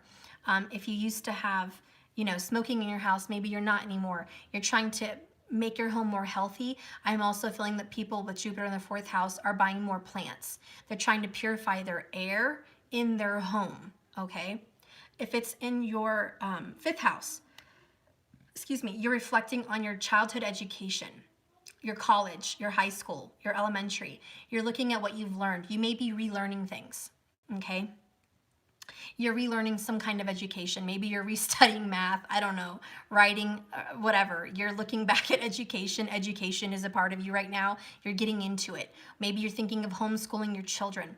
But you're thinking about being a teacher also. And if you are a teacher, you're reflecting on your teacher's skills, how you teach others, okay? You're also reflecting on your sexual life, how you handled yourself sexually with your partners and what you want to change. You're trying to find peace with that. You're also finding peace with your sexuality. Whatever your sexuality is, whatever it is, you're making peace with that part of yourself. The next one is the sixth house. If you have Jupiter there, you are reflecting on your friends and enemies, for one. You're looking at people that thought they were friends, but they're actually enemies. You're also looking at government. You're really focused on government overhaul. You may be thinking about injustice. You may be thinking about how you want to change things, lobby things, create laws, change laws, help the innocent. You want to stand guard. You're very protective about your beliefs. And so you may be very outspoken right now about your beliefs. And you may come into some kind of a struggle. You may learn that, no, this is not the place I want to be, is to focus on these things. You need to release all that government and influential thoughts. You also are thinking about food and body in the sixth house, because the sixth house is about digestion. It's about what you intake, your food. It's about, I would say, the way you handle your exercise, the way you handle what you prepare for other people. You're very criticizing, of course, of yourself, what you have to offer, what you look like. You're reflecting, or at least you should be. I see some struggle. If Jupiter's in the sixth house, he doesn't like to be there, number one. Jupiter does not like the sixth house. And Jupiter is having to look at how critical he's been about views, about religion, about things like that. So there could be this over religious, over critical kind of viewpoint. There's also, gosh, in the 6th house, animals, okay? For some people, and this is pure Vedic. If you follow tropical or Western astrology, this doesn't mean shit to you because I follow Vedic. Anyways, you are also focused on animals, which would be small cats and dogs and things like that. You're looking back at pets of the past and how pets influence your life. You may be wanting to expand your family and purchase a new pet. I know I hate to say purchase, but let's just say add a new pet. So I do see someone adding a dog or a cat or some kind of a furry friend to your life. It could even be a feathery friend, but you're thinking of another animal that would come into your home and into your life for long term. And so you are reflecting on how animals enhance your life and you would like to add another one with you. You may be reflecting on a pet that has passed on, a dog or a cat. There could be an anniversary of their death and you may cry. There's a lot of emotions here, a lot of tears, and you're healing over the loss of a little pet, for sure. There's a pet that meant something very dear to someone that is gone. So there's some reflection on that. There's also some reflection on what you create. Being overcritical. This is if you're painting a picture, writing a book, creating a deck of cards, starting a new channel. It's over criticizing. And so Jupiter is here to help you learn a lesson about being too overly critical and trying to change and soothe your mind, not to be so picky. Anyways, moving on. That was a long 6th house. 7th house, Jupiter, obviously, you're reflecting on your relationships. You are reflecting on past relationships and the relationship you're in now. You're looking at it in the dynamics of that relationship. You're also looking at the relationship you have with people at work and children and family, okay? You're looking at your relationships with all other people and seeing what is good for you and what's not. And you are considering, no more talking to people that are not good for you, okay? And you're considering just kind of drifting away. And a lot of people, I do see you guys going through your Facebook or social media and unfriending people that you don't want to see their scrolls, like, their news, their posts, whatever. You don't want to see that. So you're going to be like unfriending them or unfollowing them. So you don't get tied up with that. You're kind of limiting that. You're watching yourself better. And then if you have Jupiter in the 6th house, you are reflecting on death for sure, how you're going to die. You may be a little morbid right now. You may be super focused on what's going to happen when you die, where you go, what happens in the afterlife. You might want to connect to spirits and see if it's really true. You might be following psychics or mediums that talk about passed on loved ones or entities. You may be really into that right now, reading about it, watching it. You may be really into this life after death stuff, transformation. With Jupiter there, you're also looking into esoteric wisdom and knowledge, the Emerald Tablets, hidden Dead Sea Scrolls, witch magic, all kinds of things. You're looking into the esoteric, the hidden mystical secrets, and the knowledge out there. You're really learning a lot there, and that's if Jupiter's there in your 8th house. You also may be looking into a will and what's being passed on from your part. Life insurance, wills, marriage may also be coming up for you, and creating some kind of a joint account or combining energies. If you're getting divorced, it's about separating those entities, those energies, finances, home, family, things of that nature. A lot of you may be also experiencing some gift through what your grandparents or parents have left you. And either they're giving it to you now because they've passed, or you're talking about what they will give to you when they do pass. So there is some kind of information about that, okay? About what they're gonna leave behind and who they want to take over what. So there is some communications about that. There's also taking over a family business. Somebody may be taking over a family business. There's also a doctor out there that's gonna discover some kind of a remedy, maybe even a cure to a disease. There's someone that's researching medicine that will help people, and you may discover that very soon. And that's with Jupiter in the house of Scorpio, 8th house. If Jupiter is in the 9th house. Big reflection on your spirituality, your choices, your path, whether you want to follow Christianity, Hinduism, Buddhism, Lutheran, Baptist, Islamic, whatever. I don't care, okay? I just don't care. Anything. You're reflecting on your beliefs, okay? You're reflecting. And you're finding peace with that. You're going to discover that you found a particular way to do things, and you're recreating your beliefs, if that makes any sense. It's being transformed. You're losing old traditions because Ketu is there with Jupiter right now in the house of Sagittarius. So the 9th house is really affected. Okay, really affected by that. And so you are going to let go of a lot of old traditions, for sure, for sure. And you're taking on a new one and adding to it. It's almost like being a Catholic, but adding some Christian beliefs onto it with Buddhism beliefs. You're kind of blending. There's a melting pot, okay? Anyways, moving on to the 10th house. If Jupiter's in your 10th house, you are reflecting on your career choices.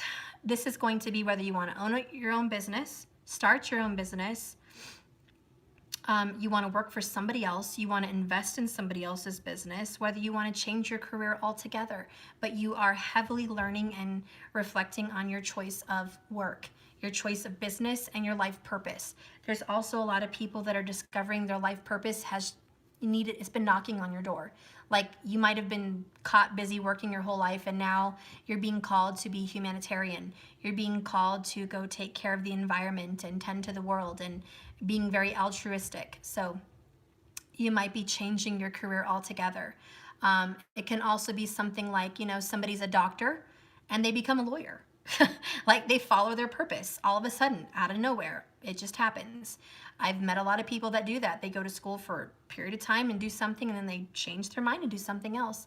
So it could be going to school or taking on a new career in the 10th house. And then if Jupiter's in the 11th house, it is, you are reflecting on your wealth, honey. You are gaining a lot. If Jupiter is there, you are pulling in so much success, so much wealth. You're pulling in so much knowledge. You are traveling distant places, thousands of miles. You're traveling, your flights. You're making friends from all over the world. You're eating exquisite food.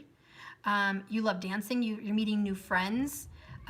Friends of all different cultures and ages. I feel like you're meeting different people from all over. Young friends, older friends, male friends, female friends, gay friends, straight friends, everything of all different genres, everything, difference of opinions here.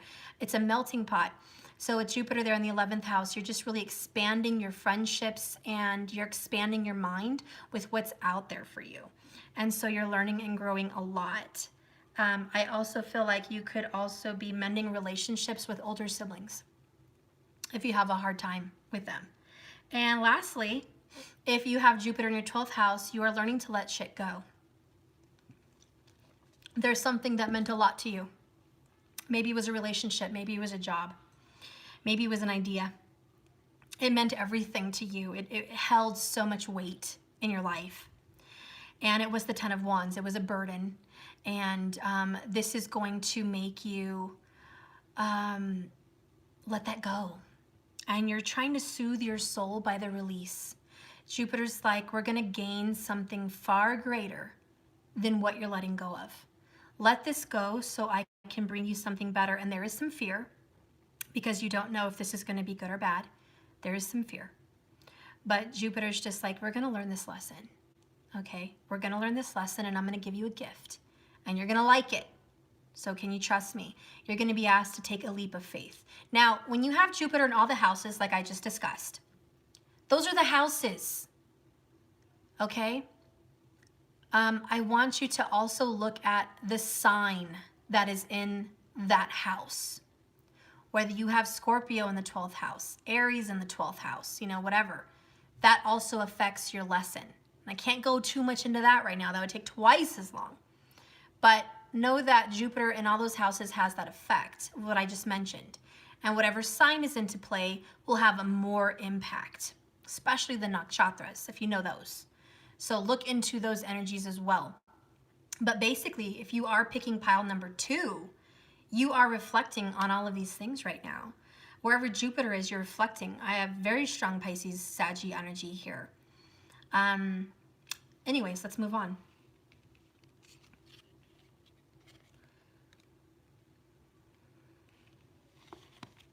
I have the Lover's card, Gemini energy. See, you're reflecting on relationships.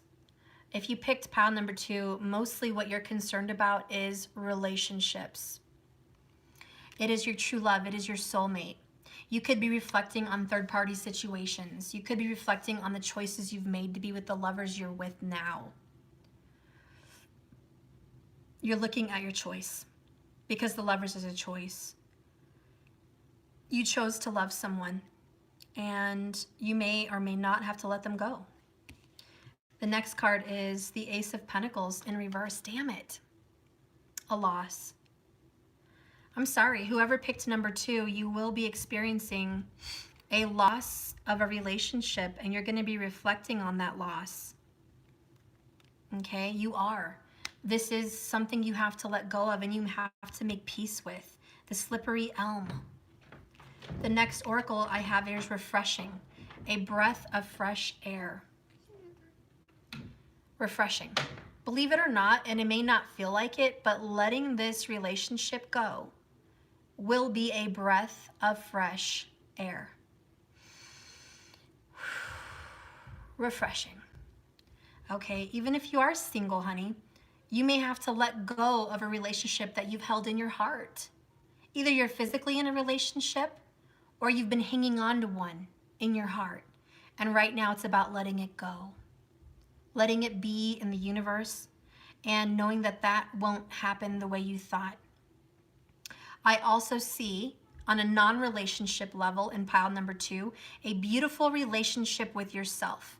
You are dropping weight for someone that's been, maybe extremely overweight. I'll just say that much. If someone's been extremely overweight, I see you dropping it a lot. And every little cell in your body is happy and healthy. You've taken good care of yourself. Your heart is very healthy. You've been taking care of your heart. Your blood flow is really good. I see a return to health, okay? It's beautiful. Being able to run, being able to walk, being able to move around is like a breath of fresh air. This is for someone that's been struggling with their weight. You're going to be, this year, 2020, dropping it and just feeling so good about yourself.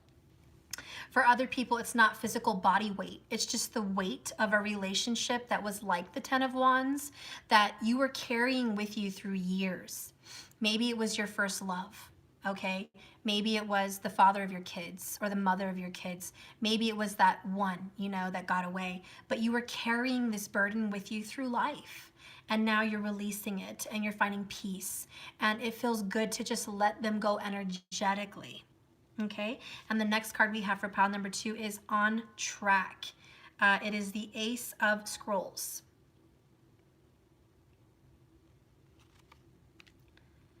Okay, so let's go ahead and read that for you.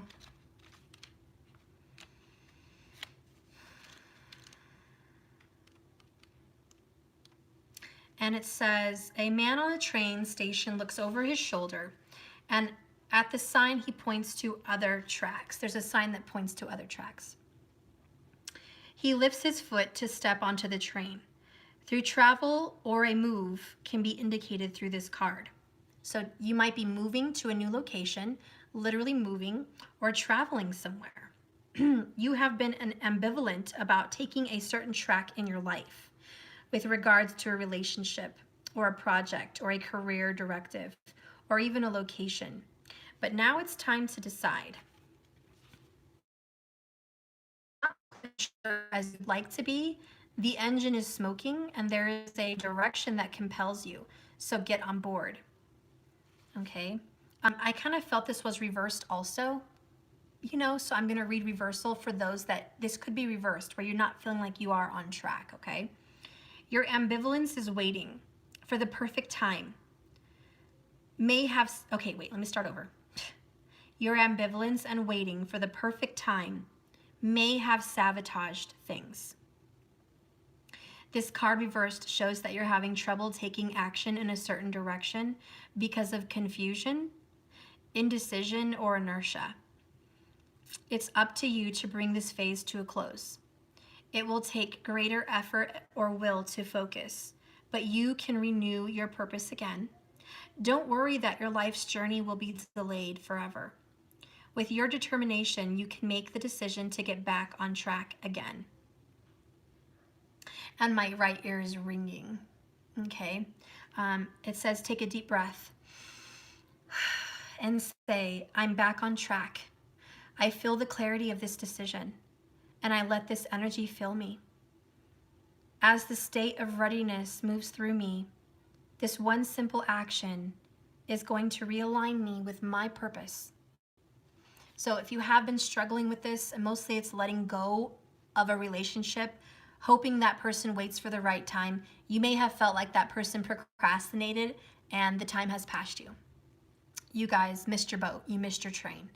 You feel like I lost the opportunity. Spirit is saying, let that go. We're going to move on now. It's refreshing. We're going to get back on track. That waiting for the perfect time or moment or worrying about time in general has been stalling you and self-sabotaging this union. So once you let go of your timing and let the divine step in, then things will start moving forward for you with this person, especially if it's a divine twin flame or soulmate. And I'll read these two cards.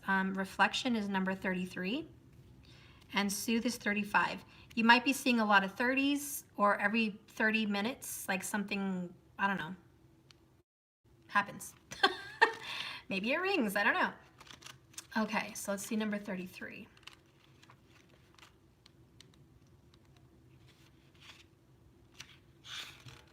Okay. Lemon balm. Although there is a lot to reflect on and even to resonate with more closely, be very careful that you do not fall into a melancholy, depressive state. Your faith may have been tested. Use this time to appreciate what has gone before and think about how you can evolve, no matter what has occurred, positive or negative. Your purpose will be connected with events and situations in some way, and you must listen to your inner truth and intuition. Through the path or details, you will see very unfamiliar, I'm sorry, I can't talk. One more time. Though the path or details may seem very unfamiliar and the outcome is kind of hard to foresee, you are being guided with greater wisdom. The uses of lemon balm is for love, healing, friendship, success, and balancing moon magic. I love that. It says create a cup of lemon balm tea with fresh or dried herb by placing the tea strainer, and in the teacup, pour over it with boiling water and let it soothe. And look at that. You have soothe, the elm, the little teacup. Look at that. A lot of you may be having some lemon tea or chamomile lemon tea or lemon balm tea, and it's suggesting that you find peace in this chaos and peace in this letting go. You're going to be all right. So I'm going to read number 35,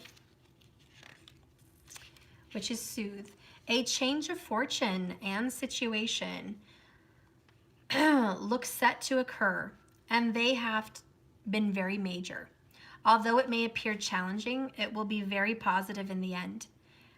A definite turning point is indicated, a breakthrough, and you are being prompted to take more active roles and not just letting things evolve around you. See, we talked about sitting on our hands. It's saying you're being asked to take a more involved role here to help the natural part of the ebb and flow. Keep yourself positive, as there is much to be optimistic about. Good fortune, positive growth, and steady upward development is shown. All right, so it will be refreshing. Letting this past go is going to help you a lot. And again, I feel like if you guys are putting green plants in your house, that would really help the flow, like freshening your air and all of that good stuff. Okay, so pile number 3. Are you ready? I'm going to start with my oracle card, and it is Splendor, the number 85. Just sit back and look at how far you've come. Look how gorgeous that card is. Again, these cards are available at jks1111.com. This is Spirit Speaks Oracle. Okay, it comes with a book and a box and my cards. Handmade. Just sit back and look at how far you've come, guys. Seriously. Look at this beautiful sky. Look at these trees. Snow-capped. It looks like a fake picture, but it's real. This is really here. It's gorgeous. There's a shooting star. Look at that. It's gorgeous. Beautiful, perfect night. You've come a long way. Whoever this is on the third area. Third cards. You've come so far. Why don't you just look at how amazing you are? You survived all of that. The breakups, the makeups, the poverty, the wealth, the health, the ups, the downs, the loss, the gives, the takes, the successes and the falls. You survived all of that. You are badass. Sit back in splendor at how amazing you are to have come this far. And you're still standing. The next card is creativity. Ginger. Ooh, I love ginger. There's a light bulb. I feel very strong Aquarius energy here. I don't know why. I guess how far you've come, distance. Even ginger and the light bulb reminds me of Aquarius. Very smart. Whoever is in this energy over here is very intelligent. A lot of strong air energy here. Cold, icy air energy. You are a very smart, very intelligent person. You're creative. You have good ideas. And you could have red hair. Or red hair could be in your family. Red, I don't know. Red hair, maybe red's your favorite color. I don't know why red is popping up to me. Let's keep going. The next card is desire. No wonder we're red. And this is the Damiana. The Damiana flower? Whatever. Number 15. You are filled with desire. There's a genie in a lamp. Look at that, a lamp. I love it. There could be some connection to the movie Aladdin or that kind of people. Or is that Arabian? I don't know. But it's beautiful.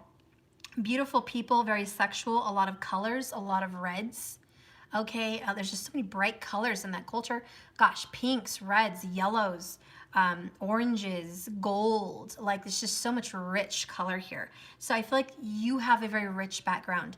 Bollywood is coming up for me over here. Maybe you like Bollywood movies. Okay, that's something that may touch home with you. Maybe that was a past life. You were very connected to that culture. But I do feel that you're very beautiful and you have a lot of vibrant colors. You're very creative. And if you were to create art, it would be very colorful. I also feel a great focus on the chakras. Chakras over here. Very balanced, meditative. You might have something chakras in your house. Something that shows the chakras. I don't know. Maybe it's a rug, a picture, candles, whatever. I feel like you are focused on that. The cards that want to clarify this. Oh my gosh. The number 14 and the number 15. You're on the right track.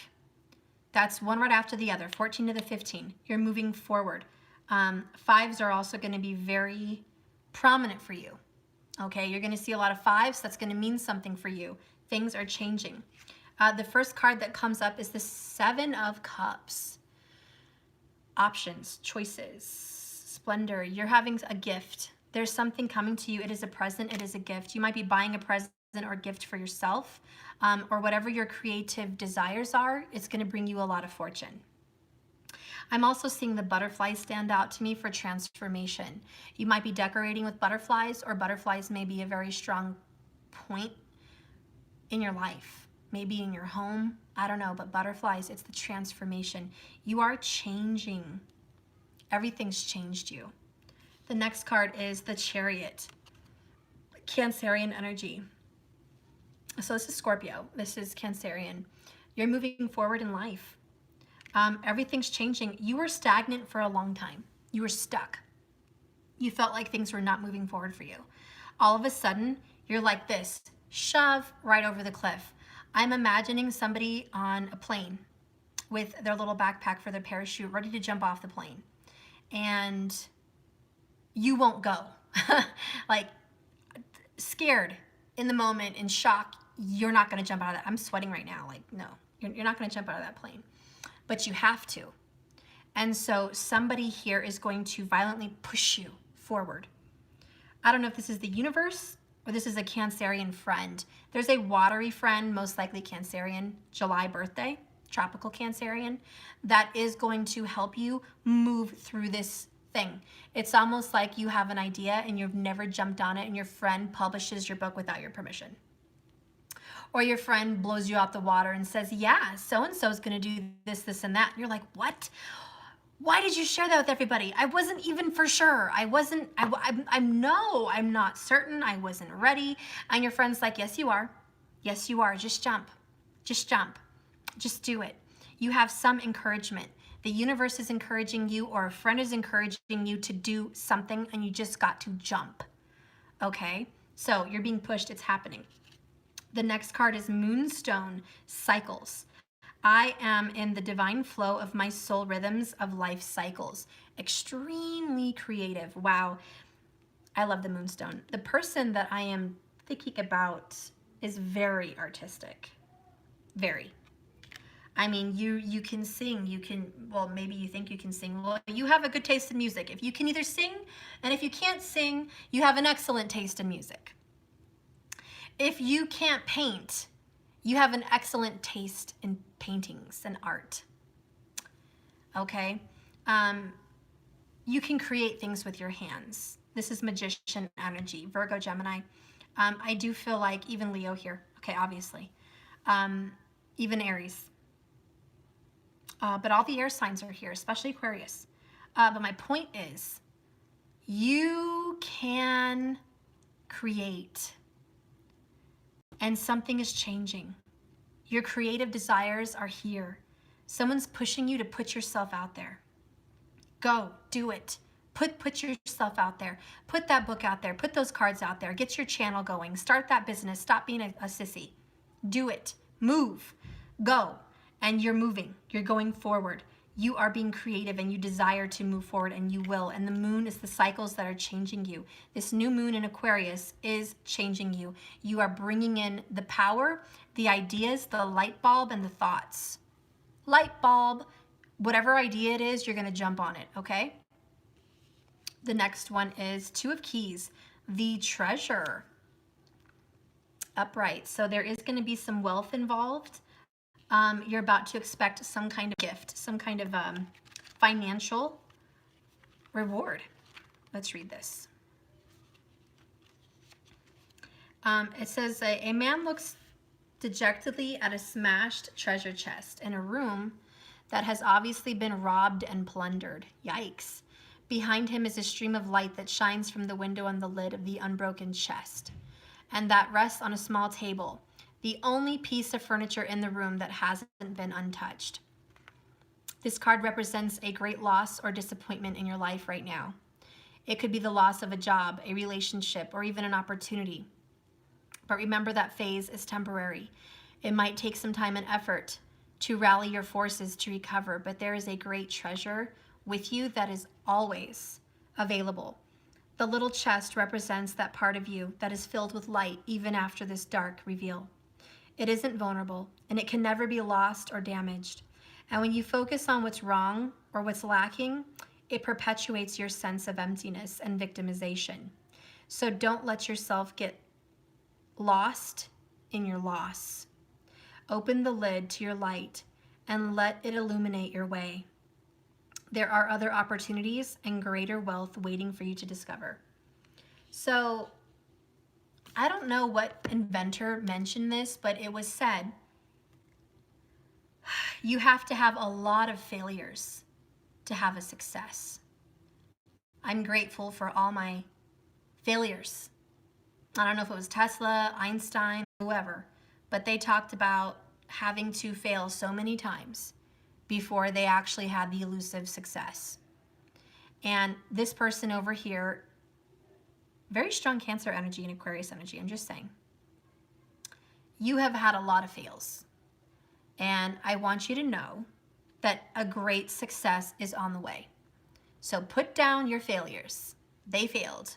Let's not get lost in our loss. You're about to be very successful. The next thing you touch, Disney said it. Okay, thank you. Walt Disney said it. The next thing you touch will be gold. Get creative. Have a desire to keep creating, keep doing what you're doing. You will achieve success. And I'll read that for you. The number 14.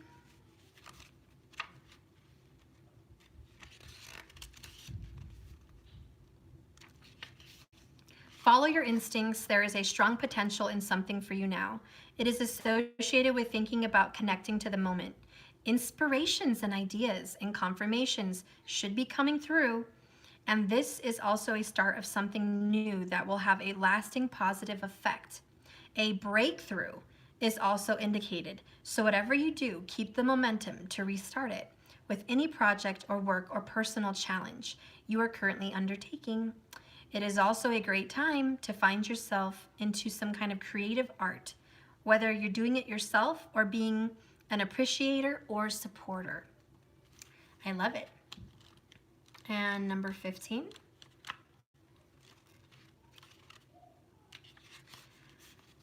Desire. The pursuit of what you're doing, what you long for, and the achievement is obstinate and indicated. Something you long for could be in the spotlight right now and having a greater ripple effect in your life than usual. Is this a good thing? Question mark. Perhaps, but be careful that your desires do not cloud your focus or true purpose. Your ambitions, passions, and goals are all in a state of progression, as are calculated risks. A very important concern will come into your life shortly. It needs your full commitment and attention. Relationships become more physical and passionate. So what I'm feeling here, number 1, is you have a choice to sell something, to create something, to do something. It could be a business, it could be a relationship, it could be art. You have a decision to allow what was wrong go and move forward and just go in faith. Look how far you've come. Don't give up. There's some disappointment.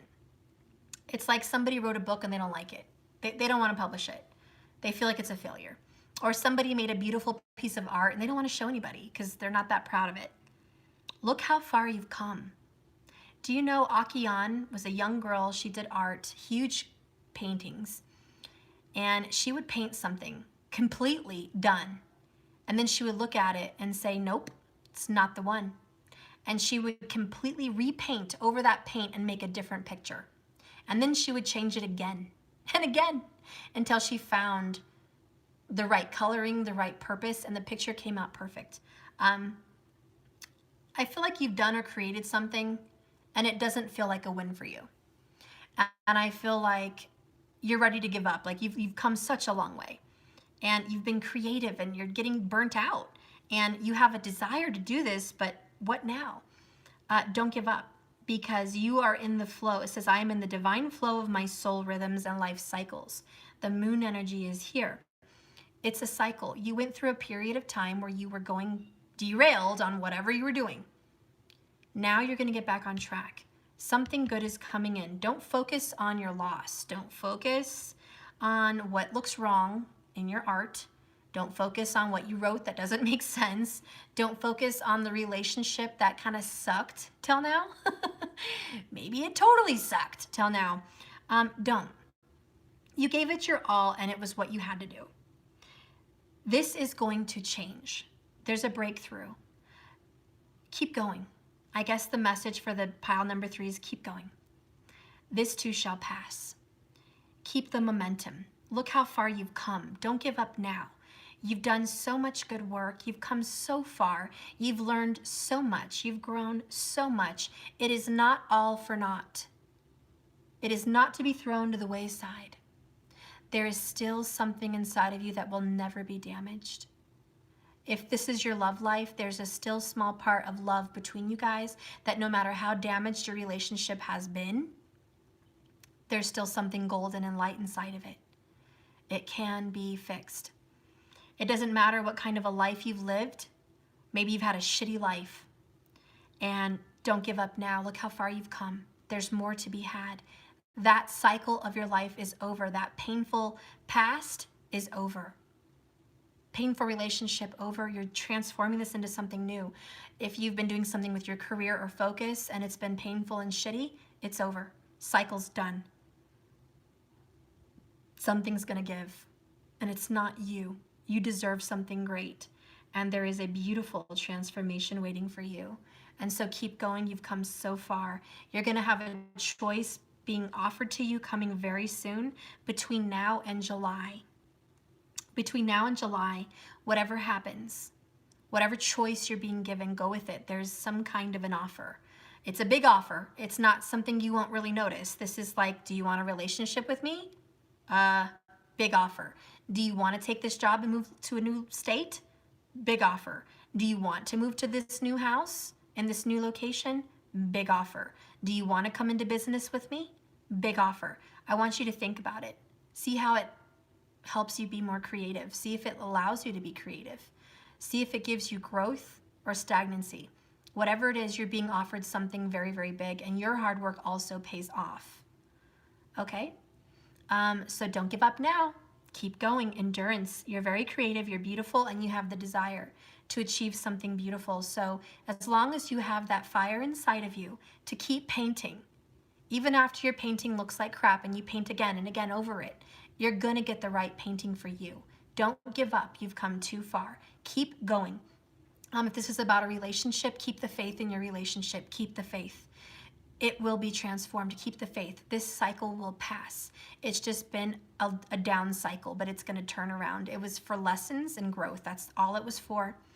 Whatever it is, guys. So anyways, that is my message for you.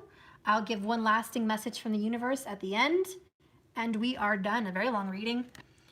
Rebecca, you purchased my cards. It's been like a 3-hour reading, so I will come on again later tonight and just do a regular little love reading, and then I'll do your reading, Rebecca, because you're the only one that purchased my Spirit Speaks oracles. Okay? All right, so one big message. If they loved you once, they still do. Wait. Yeah, if they once loved you, they still do. All right, so there's a big message. Saturn, karmic cycles. Okay. Let's see. Do something new. Do something different. Okay? You have to change, and that's allowing this naturally. Don't let the universe spank you. Look, 222 minutes when I said that. Don't let the universe spank you. Do something different. I like change. We have to allow it. And ironically, bottom of the deck, change is always good. Change is always good. You glow, we beam. You'll find what you seek. So, one of the famous sayings by Rumi that I love is, what you seek is seeking you. So make sure you're seeking your best and highest good, and it will find you, okay? What you seek is seeking you. All right, so that is the reading. I'm done. Remember, love is a journey, not a destination. Just keep swimming. Thank you so much for watching my channel. If you are interested in purchasing my decks, the one I currently have on special is my Spirit Speaks oracles, and I will do a reading for you if you purchase this, okay? It's available now. I'll be back on tonight by 8 p.m. my time or later. And Rebecca, you purchased. I will be doing your reading. And anyone else that purchases now, between now and 8 o'clock, I will be doing a reading for you also. And you can ask me whatever question you want. Just make sure you're live. And you can ask questions and I'll give you those answers, okay? I love you. Thank you so much for watching. And please like and subscribe if you haven't. And please like on your way out the door here. Have a wonderful, blessed, beautiful, lovely day. Speak positive in your life. Claim it, own it, and it is yours, period. End of story. It's yours. Just will it and it will be yours. Believe it and you will achieve it. Breathe in that amazing success. It's yours. It really, truly is. Thank you for watching, guys. If you've been here from start to finish, God bless you. Long reading, I know. Okay. Bye, guys.